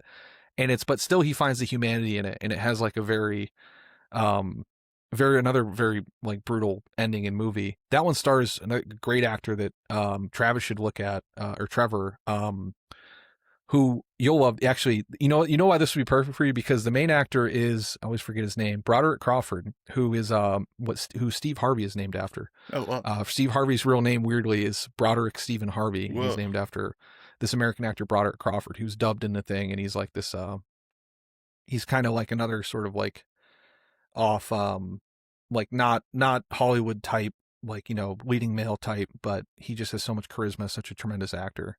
But it's a real depressing one. I loved it. I only know Chairman of the Board from that Norm clip. Yeah, the Norm clip has really brought it into. Norm is my number one dude. I like. Oh yeah, I love Norm. I just got but I got the Dirty Work, Vinegar Syndrome re-release with the R-rated version. Yeah. Frankly, I like the PG-13 version more. I think that it's funny that he was like, yeah, Norm always wanted it to be R-rated, but it's like, I love a PG-13 comedy where it's like not going too crass or anything, and it's like it kind of has to be restrained or it gets in trouble, and it just makes it feel a little like naughtier when they do certain things. But the repression. That's where I disagree with Tarantino. He always says like Hitchcock would have been better if you'd been like able to work in the 70s, 80s, 90s and like had more freedom. But I'm like, the repression in Hitchcock is like the best thing for me. I love how he wasn't able to do it, because I feel like it'd be too gross to look at if he like got to go full bore. So yeah, those PG-13, I think like Artie Lang, Norm, such dirty, filthy comedians, like such rotten guys, that it's kind of funny to watch him sort of work under constraints. For sure. You can feel it, you know? I love Dirty Work though. Yeah. We'll have to, Chairman of the Board, Il Bidone. I'd love that. I don't know. I haven't seen Chairman of the Board in a very long time, but I've been meaning to rewatch it. The point of this pod is to get people who like, I want to know the movies that like people are sort of disproportionately big fans of. Like that's like when people ask what should I pick for the thing, I'm like, well, pick something that like you're a much bigger fan of than anybody else, because I want to know that perspective on it, you know? Yeah, like, I think there's a handful of ones like that I should. I want to make a list for you of old weird comedies. Please. Yeah, I would love it. Yeah, you got to see Spedders though. You would love Spedders. I think you need to see Spedders. There's a whole category. Yeah. Thanks for bringing that up. Because when you're talking about, has this movie been remade? Are you a video game person at all? You a gamer? I'm not a gamer. I love Tetris. I'm really good at Tetris. Sick. But most popular game. Other than Tetris, I don't really like video games that much. I wish I liked them there's more. A term. Yeah. There's a term that like, and like the people call these like they'll say like roguelike or roguelite, or like they'll attach the term like the way in political scandals to do gate to things. They'll be like, this is a roguelike, or like a Metroidvania like, or like a this like. There's a lot of movies that I would classify, when you talk about remakes, that I would classify as like a Strada like. Like it's just such like a core definitional movie, or like a Persona like, where it's like sort of two crazy women like with identity issues, like sort of like going at it. Like there's a whole bunch of Persona likes. There's a bunch of like Strada likes. I would consider like where it's sort of almost like this kind of genre movie of like asking you to empathize with like this very horrible guy, or like trying to find the humanity of everything. I think Abel Ferrara, I mean, certainly Bad Lieutenant, I would consider like very much in a line. I would consider your movie in a line with this one. I love like so much of John Huston. I don't know if you're a John Huston head.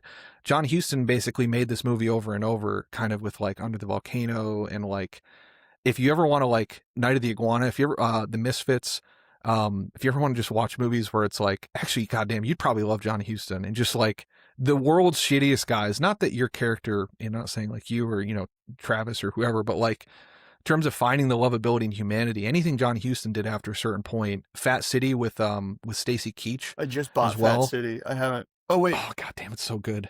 Wait, Fat City, the boxing one from like the 70s or 80s, right? Yes. Yeah, I just bought that at a yard Oh, sale.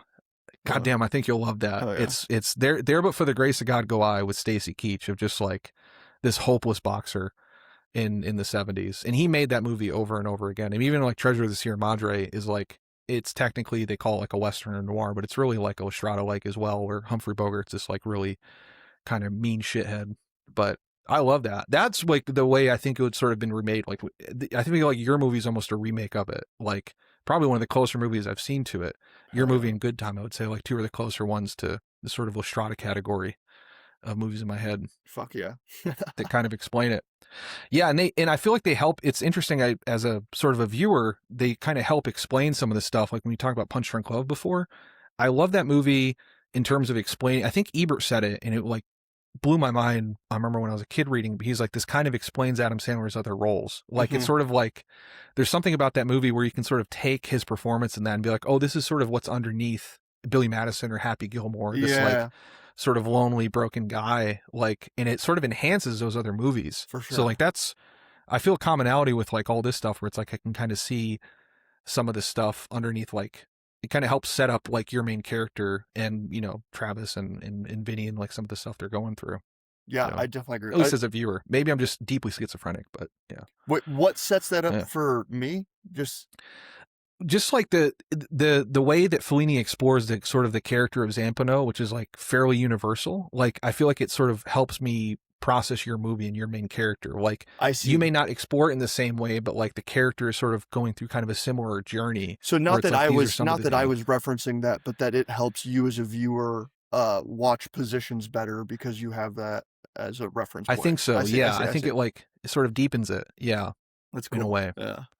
I think. I mean, that's at least the way, again, I'm probably schizophrenic, but it's like, I think in my head, I'm like, oh, this is kind of a Zampano-esque figure that, he's doing there. Hell yeah. I mean, especially it's so fascinating seeing like, and I think that's where like I don't know if you know the term carcinization. It's nature's many attempts to evolve a crab. So it's like this weird biological phenomenon where like hermit crabs and like I don't know, this other type of crab are not really related genetically, but because like being a crab is so good in like that ecological niche that like many things will sort of converge into a crab-like body plan. It's this weird like phenomenon. And so I think about like, you've never seen La Strada, but you had very similar scenes, like just coming from the same place of like, growing up in Kansas, maybe growing up around poverty, like growing up around knowing some of these characters.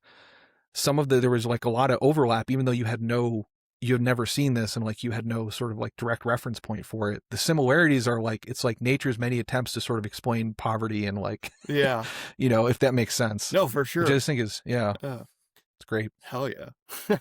Yeah. Yeah, I'm pretty much like Fellini. I'm going to say it if you're not going to say it, Did Fellini do Why not, though? Did Fellini do any piss chugging scenes in his movie? I haven't gotten to his Surreal stuff yet. There. But yeah, he starts, the last one I watched from was, I watched La Dolce Vita, and then I watched 8.5. 8.5 gets pretty. It's weird that like most people kind of start with 8.5, which I don't think people should do. That's like another sort of like. I don't know if you've seen All That Jazz by Bob Fosse or Synecdoche, New York. I've seen Synecdoche, yeah. There's in Takeshi's by Takeshi Kitano. There's also like that movie about like an artist sort of up their own ass. As a director, you'll love that movie. It's every director's favorite movie because it's like about the creative process and all that. Have you seen the show about the show? No, is that another one? Zavide, I think but it's like a guy who's making a television series, and every episode is about the making of the previous episode. And so I love it. Everything that happens, and he straight up destroys his life making this show. His like wife leaves him. And it's all true. And then but he's so obsessed with making the show that he just lets his life go to shit in service of the show. But yeah, you should check that out. I feel like there's some cool indie shit I could recommend you. That's like, please. Yeah. What about Donald Cried? Have you seen that? No. No. Donald Cried is one of the great indie comedies of the last 15 years with a very unlikable main character, but who's love it. Donald Cried is awesome. That's my blind spot. Honestly, it's like because I proportionally watch so much like older stuff. I feel like a big blind spot for like newer stuff. Oh hell yeah! I'll send you some recs for like cool indies, and I feel like I'm a good cinephile again. No, absolutely, yeah. But wait, so 8.5 is not the next Fellini I should watch? You could. I have 8.5 on DVD. I haven't watched it yet, but yeah. You could watch it and you'll enjoy it quite a bit. I think it's like just a movie sort of specifically targeted at like creative / directors. Like it's just such like a personal sort of surreal movie for him. I just think his earlier stuff is better. Like Eva Deloney. I don't know if you're a Goodfellas fan at all or Casino. Goodfellas, yeah.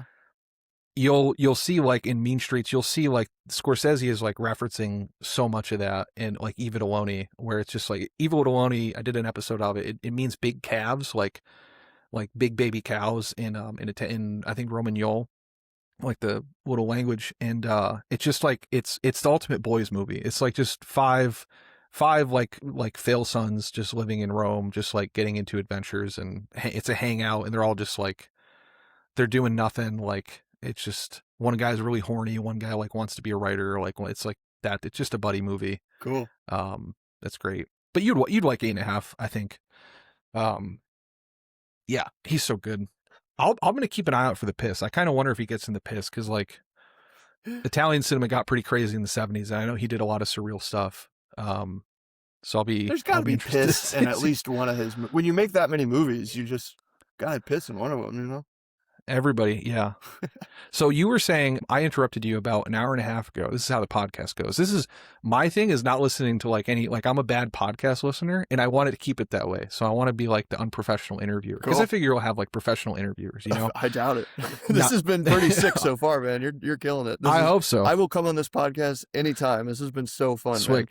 Oh. Dude, I can't wait to do Chairman of the Board in Il Bidone again. That's like we'll do a whole Fellini series. Yeah. You said 2 other movies besides Spetters, so we always do recommendations at the end. You said the 2 other movies that you were sort of thinking about when making this. So you said Spetters was one, and then sort of maybe there were 2 others that sort of you had in mind maybe when making positions. I specifically wanted to call out Donald Cried, which I'd already mentioned earlier, but it's like a $50K, or I mean, I don't know what the budget was, but it seems like it could be anywhere from $20K to $100K that they made that movie for, and it's just like such a funny kind of like no budge comedy with incredible characters. So it's like obviously we had limitations with our budget, and so I watched that. I watched Foot Fist Way, which is the Danny McBride 50K movie. Have you seen Foot Fist Way? I have not. Oh Again, my excited god, about that. Foot Fist Way is really good too. It's like where Danny McBride became Danny McBride, and it's like, oh, look at this guy, you know. Dude, I don't know how I didn't see this. This was like right when I was in high school. Whoa, yes. Yeah. I mean, I'll just like ramble off stuff that I was thinking about. Dude, please, yeah. So it's like Sound of Metal. I really liked that Amazon. Again, haven't. It's like about a drummer that goes deaf, and yes, and but it's an addiction movie, and it's about Oh, being like okay. addicted to hearing almost, and he's like a recovering drug addict, Sick. and it's love that movie. It's like one of my favorite addiction movies. Uh, The Writer, me and my DP talked about a lot. Do you know that one? It's the I Chloe do not. Chloe Zhao independent film. It was like her first movie that put her on the map. Okay. And it's another like 50K movie where it's all non-actors, and she just like Mm. found this like real life rodeo guy, and just made a movie in his community with him and everybody. And like, so for positions like, w- we talked a lot about reference points that were 90s comedies, but all of those are shot in kind of identical cookie cutter ways. And I think like Mm. Apatow and those types of contemporary comedies are still very Good much kind of formula. borrowing on that cinematic language. It's really hard to find handheld comedies. Like Yeah. so There my aren't like The Office, like mockumentary yeah, style. not The Office, but like these movies I'm talking about, like Andre Arnold does a lot of handheld, and just The Writer is shot like that. Uh and we were just like, well, what if you do a 90s comedy but you shoot it in this kind of language a little bit? And how That's would that fascinating. affect the joke? So it's like, in approaching positions, the way we wanted to do it is, it's like the first 10 minutes of the movie are shot like that, and then Mhm. when he hits it big on crypto, he thinks he's in a movie, and he like treats his own life like he is in one of these 90s comedies. Tremendous. So the language changes then to be, we're on tripod, we're on Steadicam, we're on car Yeah. rigs, and then as his money goes up and down, we're going in and out of that language a little bit. So just Yeah. wanted to play with this idea of a guy who's in like a Safdie Bros movie, or a guy that's in an Andrea Arnold movie, that thinks he's Mm. in like a, Half baked. yeah, like a fun 90s Yeah. comedy, and he's like, oh, I'm the hero of my story all of a sudden. And so um a lot of our visual reference points were things that kind of allowed us to get in and out of that, you know. Um, Yeah. I like the dance scene at the beginning in the credits. I wasn't expecting that. yeah, the dance Mild, scene. not really a spoiler, but I loved how you went there. Honestly, that's a sign of like, it was a sign of like, okay, I'm gonna probably like this, and it's gonna be interesting, because I didn't expect that, because like, I don't know, he just like to, that was the feeling of the character at the time of like doing this, and so that felt very Bollywood to me. I love Bollywood I'm movies, so so glad we did that. I like, in writing it, that was just like a montage section where each action was just a dash, and then, so it's like, dash, he buys Red Lobster for everybody, dash, him and Vinny celebrate, dash, the other workers come out. And then one of the mhm. dashes was like, they do a choreographed dance number, and then in parentheses I put a question mark. I was like, I don't know about this one. Yeah, um but I left it in the that reminds. script. And yeah, my producer, I was like, oh yeah, we're probably going to cut the dance number. Like, we're not going to do that. And then my producer, Jake Bloom, kept coming up to me, like, when I was shooting other scenes, and being like, you know, I could get us a dance crew, dude. And Yeah, yeah, he just kept pushing it. I was like, okay, fine, let's do it. And I'm so glad we did, because I don't know what, like, I don't think the movie would really work, because that's the moment where you transition into being yeah, like, oh, this is a fun movie that does whatever it wants to do. Like, there's no rules to yeah, this thing, and you don't really know what to yeah. expect. I love that. I honestly, I did not like, that is something I did not think about that, like about the sort of the transition. It does definitely feel like that, and that sort of it helps explain it a little, in terms of like going from that, like that transition point of where it's a guy who feels like he's in a 90s comedy, because Yeah, it definitely does feel like that. And like, yeah, that's tremendous. It reminded me of like yeah, like the Bollywood Sholay. I don't know, you a Bollywood head at all? Maybe I'm not a RRR? Bollywood guy. I saw RRR, Yeah. but So that's where it felt like a mini Bollywood movie to me, in a way that, like, again, sort of the world of cinema, of like how it used to be versus now, versus like what you're talking about with the 90s comedies and these sort of indie ones. I don't know if you're familiar much with masala film, like the genre of like RR, and so it's really fascinating. This is just, again, I'm keeping you. This is my rant oh, do on, your because thing, dude. I'll Yeah, yeah, try and, yeah, yeah. the like, in the way my teacher, so I took this like sort of mini class on film, in Indian film in college. It was like one unit of a class, and the way my teacher explained it to me, which I thought was fascinating, was that like, when Indian cinema was developing a lot in like the 60s and 70s, especially, like just the social structure of India at the time meant that like you could only see one movie a week.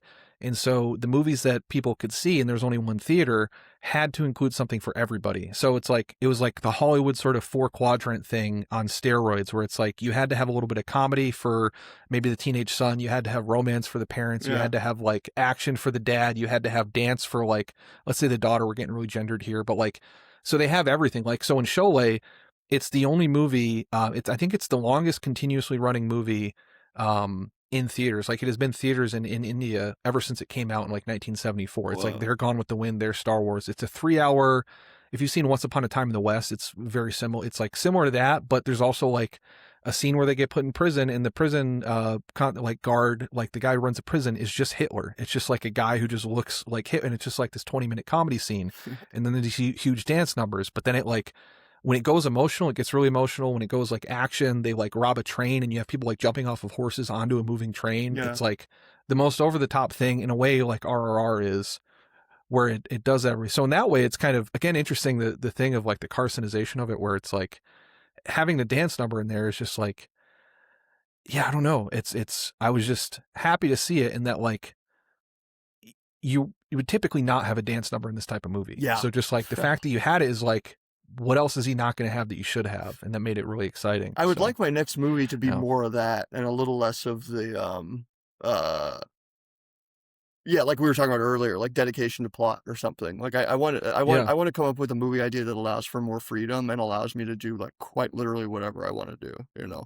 I'm pumped to see it. I can't wait.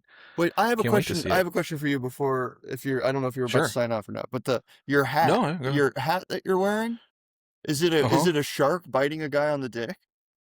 Yeah, from After Hours, Marty Scorsese.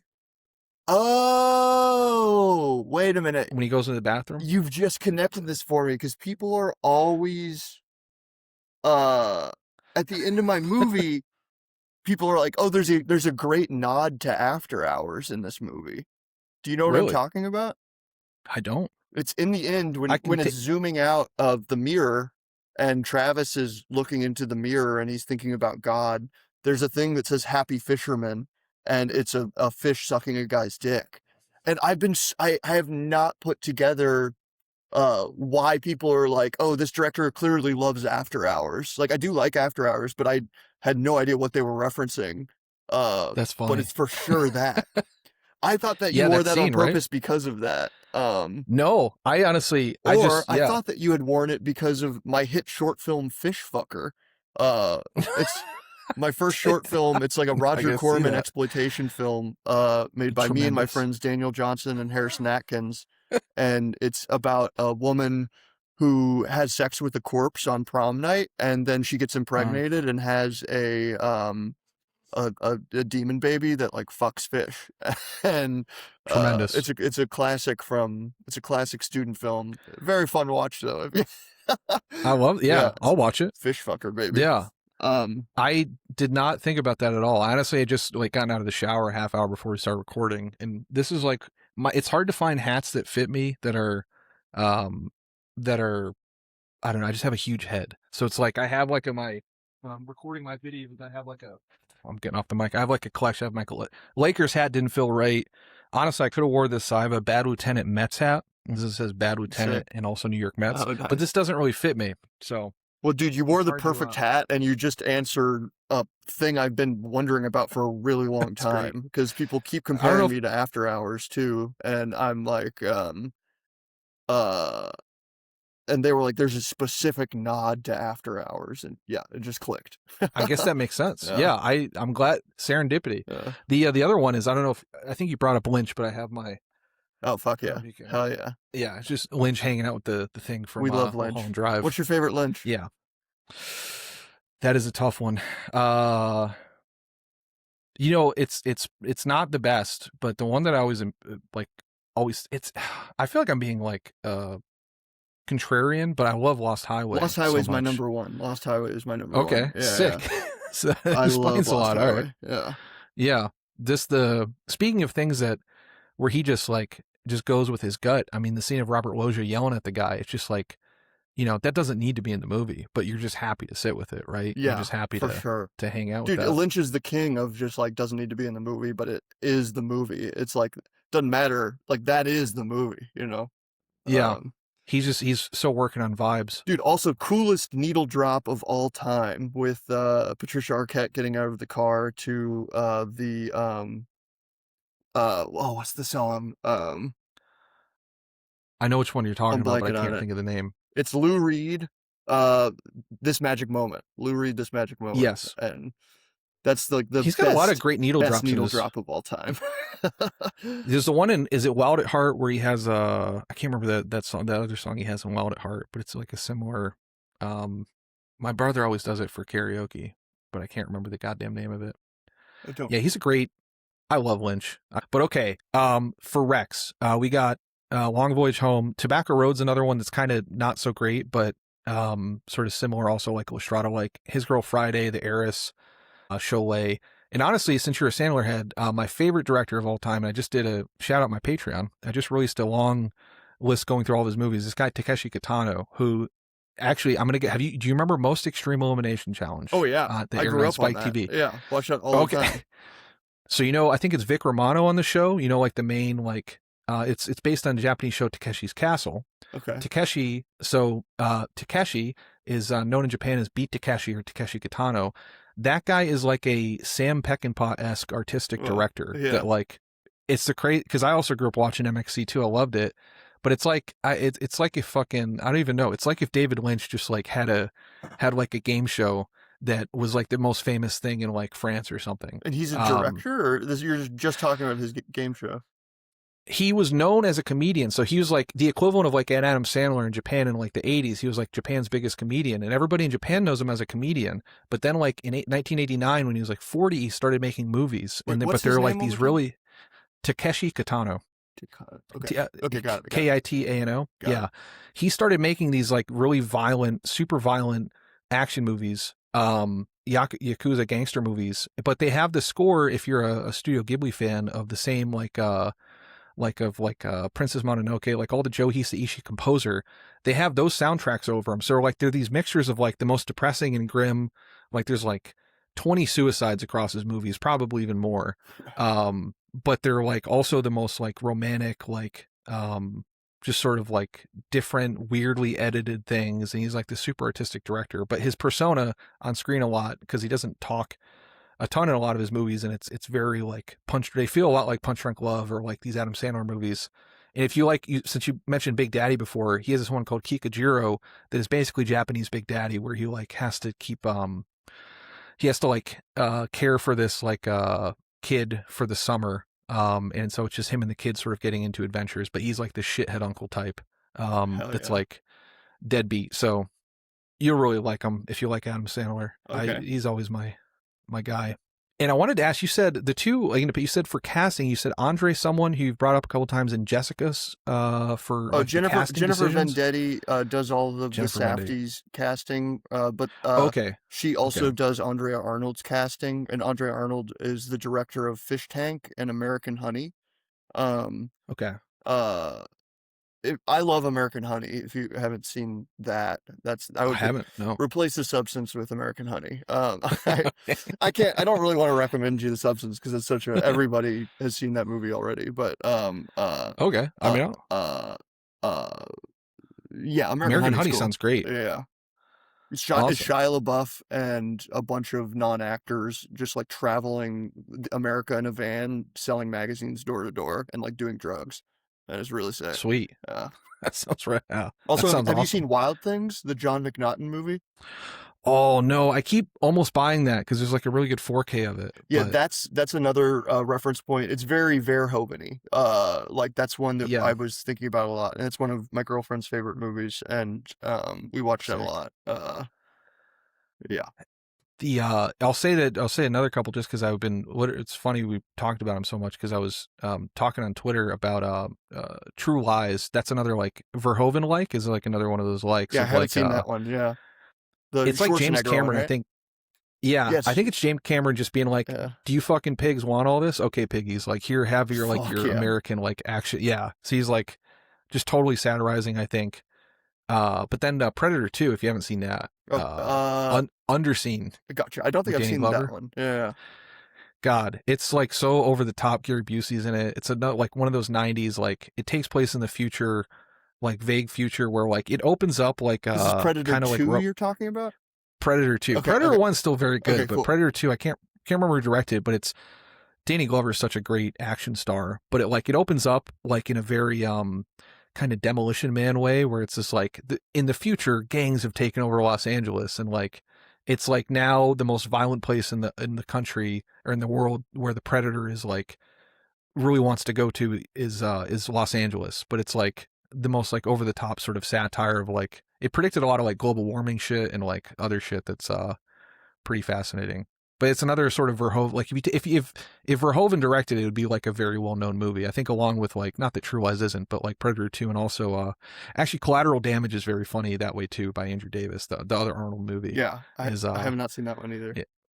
That's him. He's a firefighter whose family gets killed by like Central American terrorists. So he's like, I'm gonna go do a coup myself, and he just like starts. It's like, what if me as a firefighter, I'm just going to start walking down to South America and like go do a coup in like Venezuela or something myself. And it's so stupid. Damn. But that sounds sick. It's great. Yeah. Wait, can I give Love you that. one more? Yeah, as many as you want. The Beach Bum, Harmony Korine. Okay. Have you seen that one? God, I haven't seen any of his. Ooh, wow. I need to. That's a blind spot. Yeah. But Beach my Bum brother is my really likes favorite. Gummo. Gummo's cool. Yeah, all his movies are cool, but Beach Bum is one of my favorites. That's all side quests. Like you're talking about, you were wishing positions had more like side quests or whatever. Sure. Beach Bum is all side quests, and it's funny because it's like I was watching that and wanted positions to be like that, you know, and it's in the way that to me positions every 10 minutes is like a different short film and a different location with kind of a different plot, you know. But it's all like it's like 10 short films or something is how I wanted to structure it, just to keep people's attention. But all kind of tied together or whatever. And Beach Bum was a big reference point for like a movie that successfully just kind of goes from scene to scene and floats through a movie, but there's no real kind of driving plot, you know. Yeah, Beach Bum's good for sure. But all of Harmony Korine, dude. You gotta watch some Harmony Korine. I'm so underwatched in like from like probably 2000 to now. Like I've seen like a lot of the big stuff, but like definitely more independent stuff. I'm super underwatched, so I'm always happy to get that. So definitely Jeff, please, audience, go support this. Hell yeah. Well, Jeff, I appreciate all the support, and I appreciate you helping me get the movie out there. I just want people to see it. Yes. Yeah. It is available for the audience on Amazon, Apple, Fandango. It's renting digitally. It will be out by the time you have seen this. And it's called $Positions or just Positions.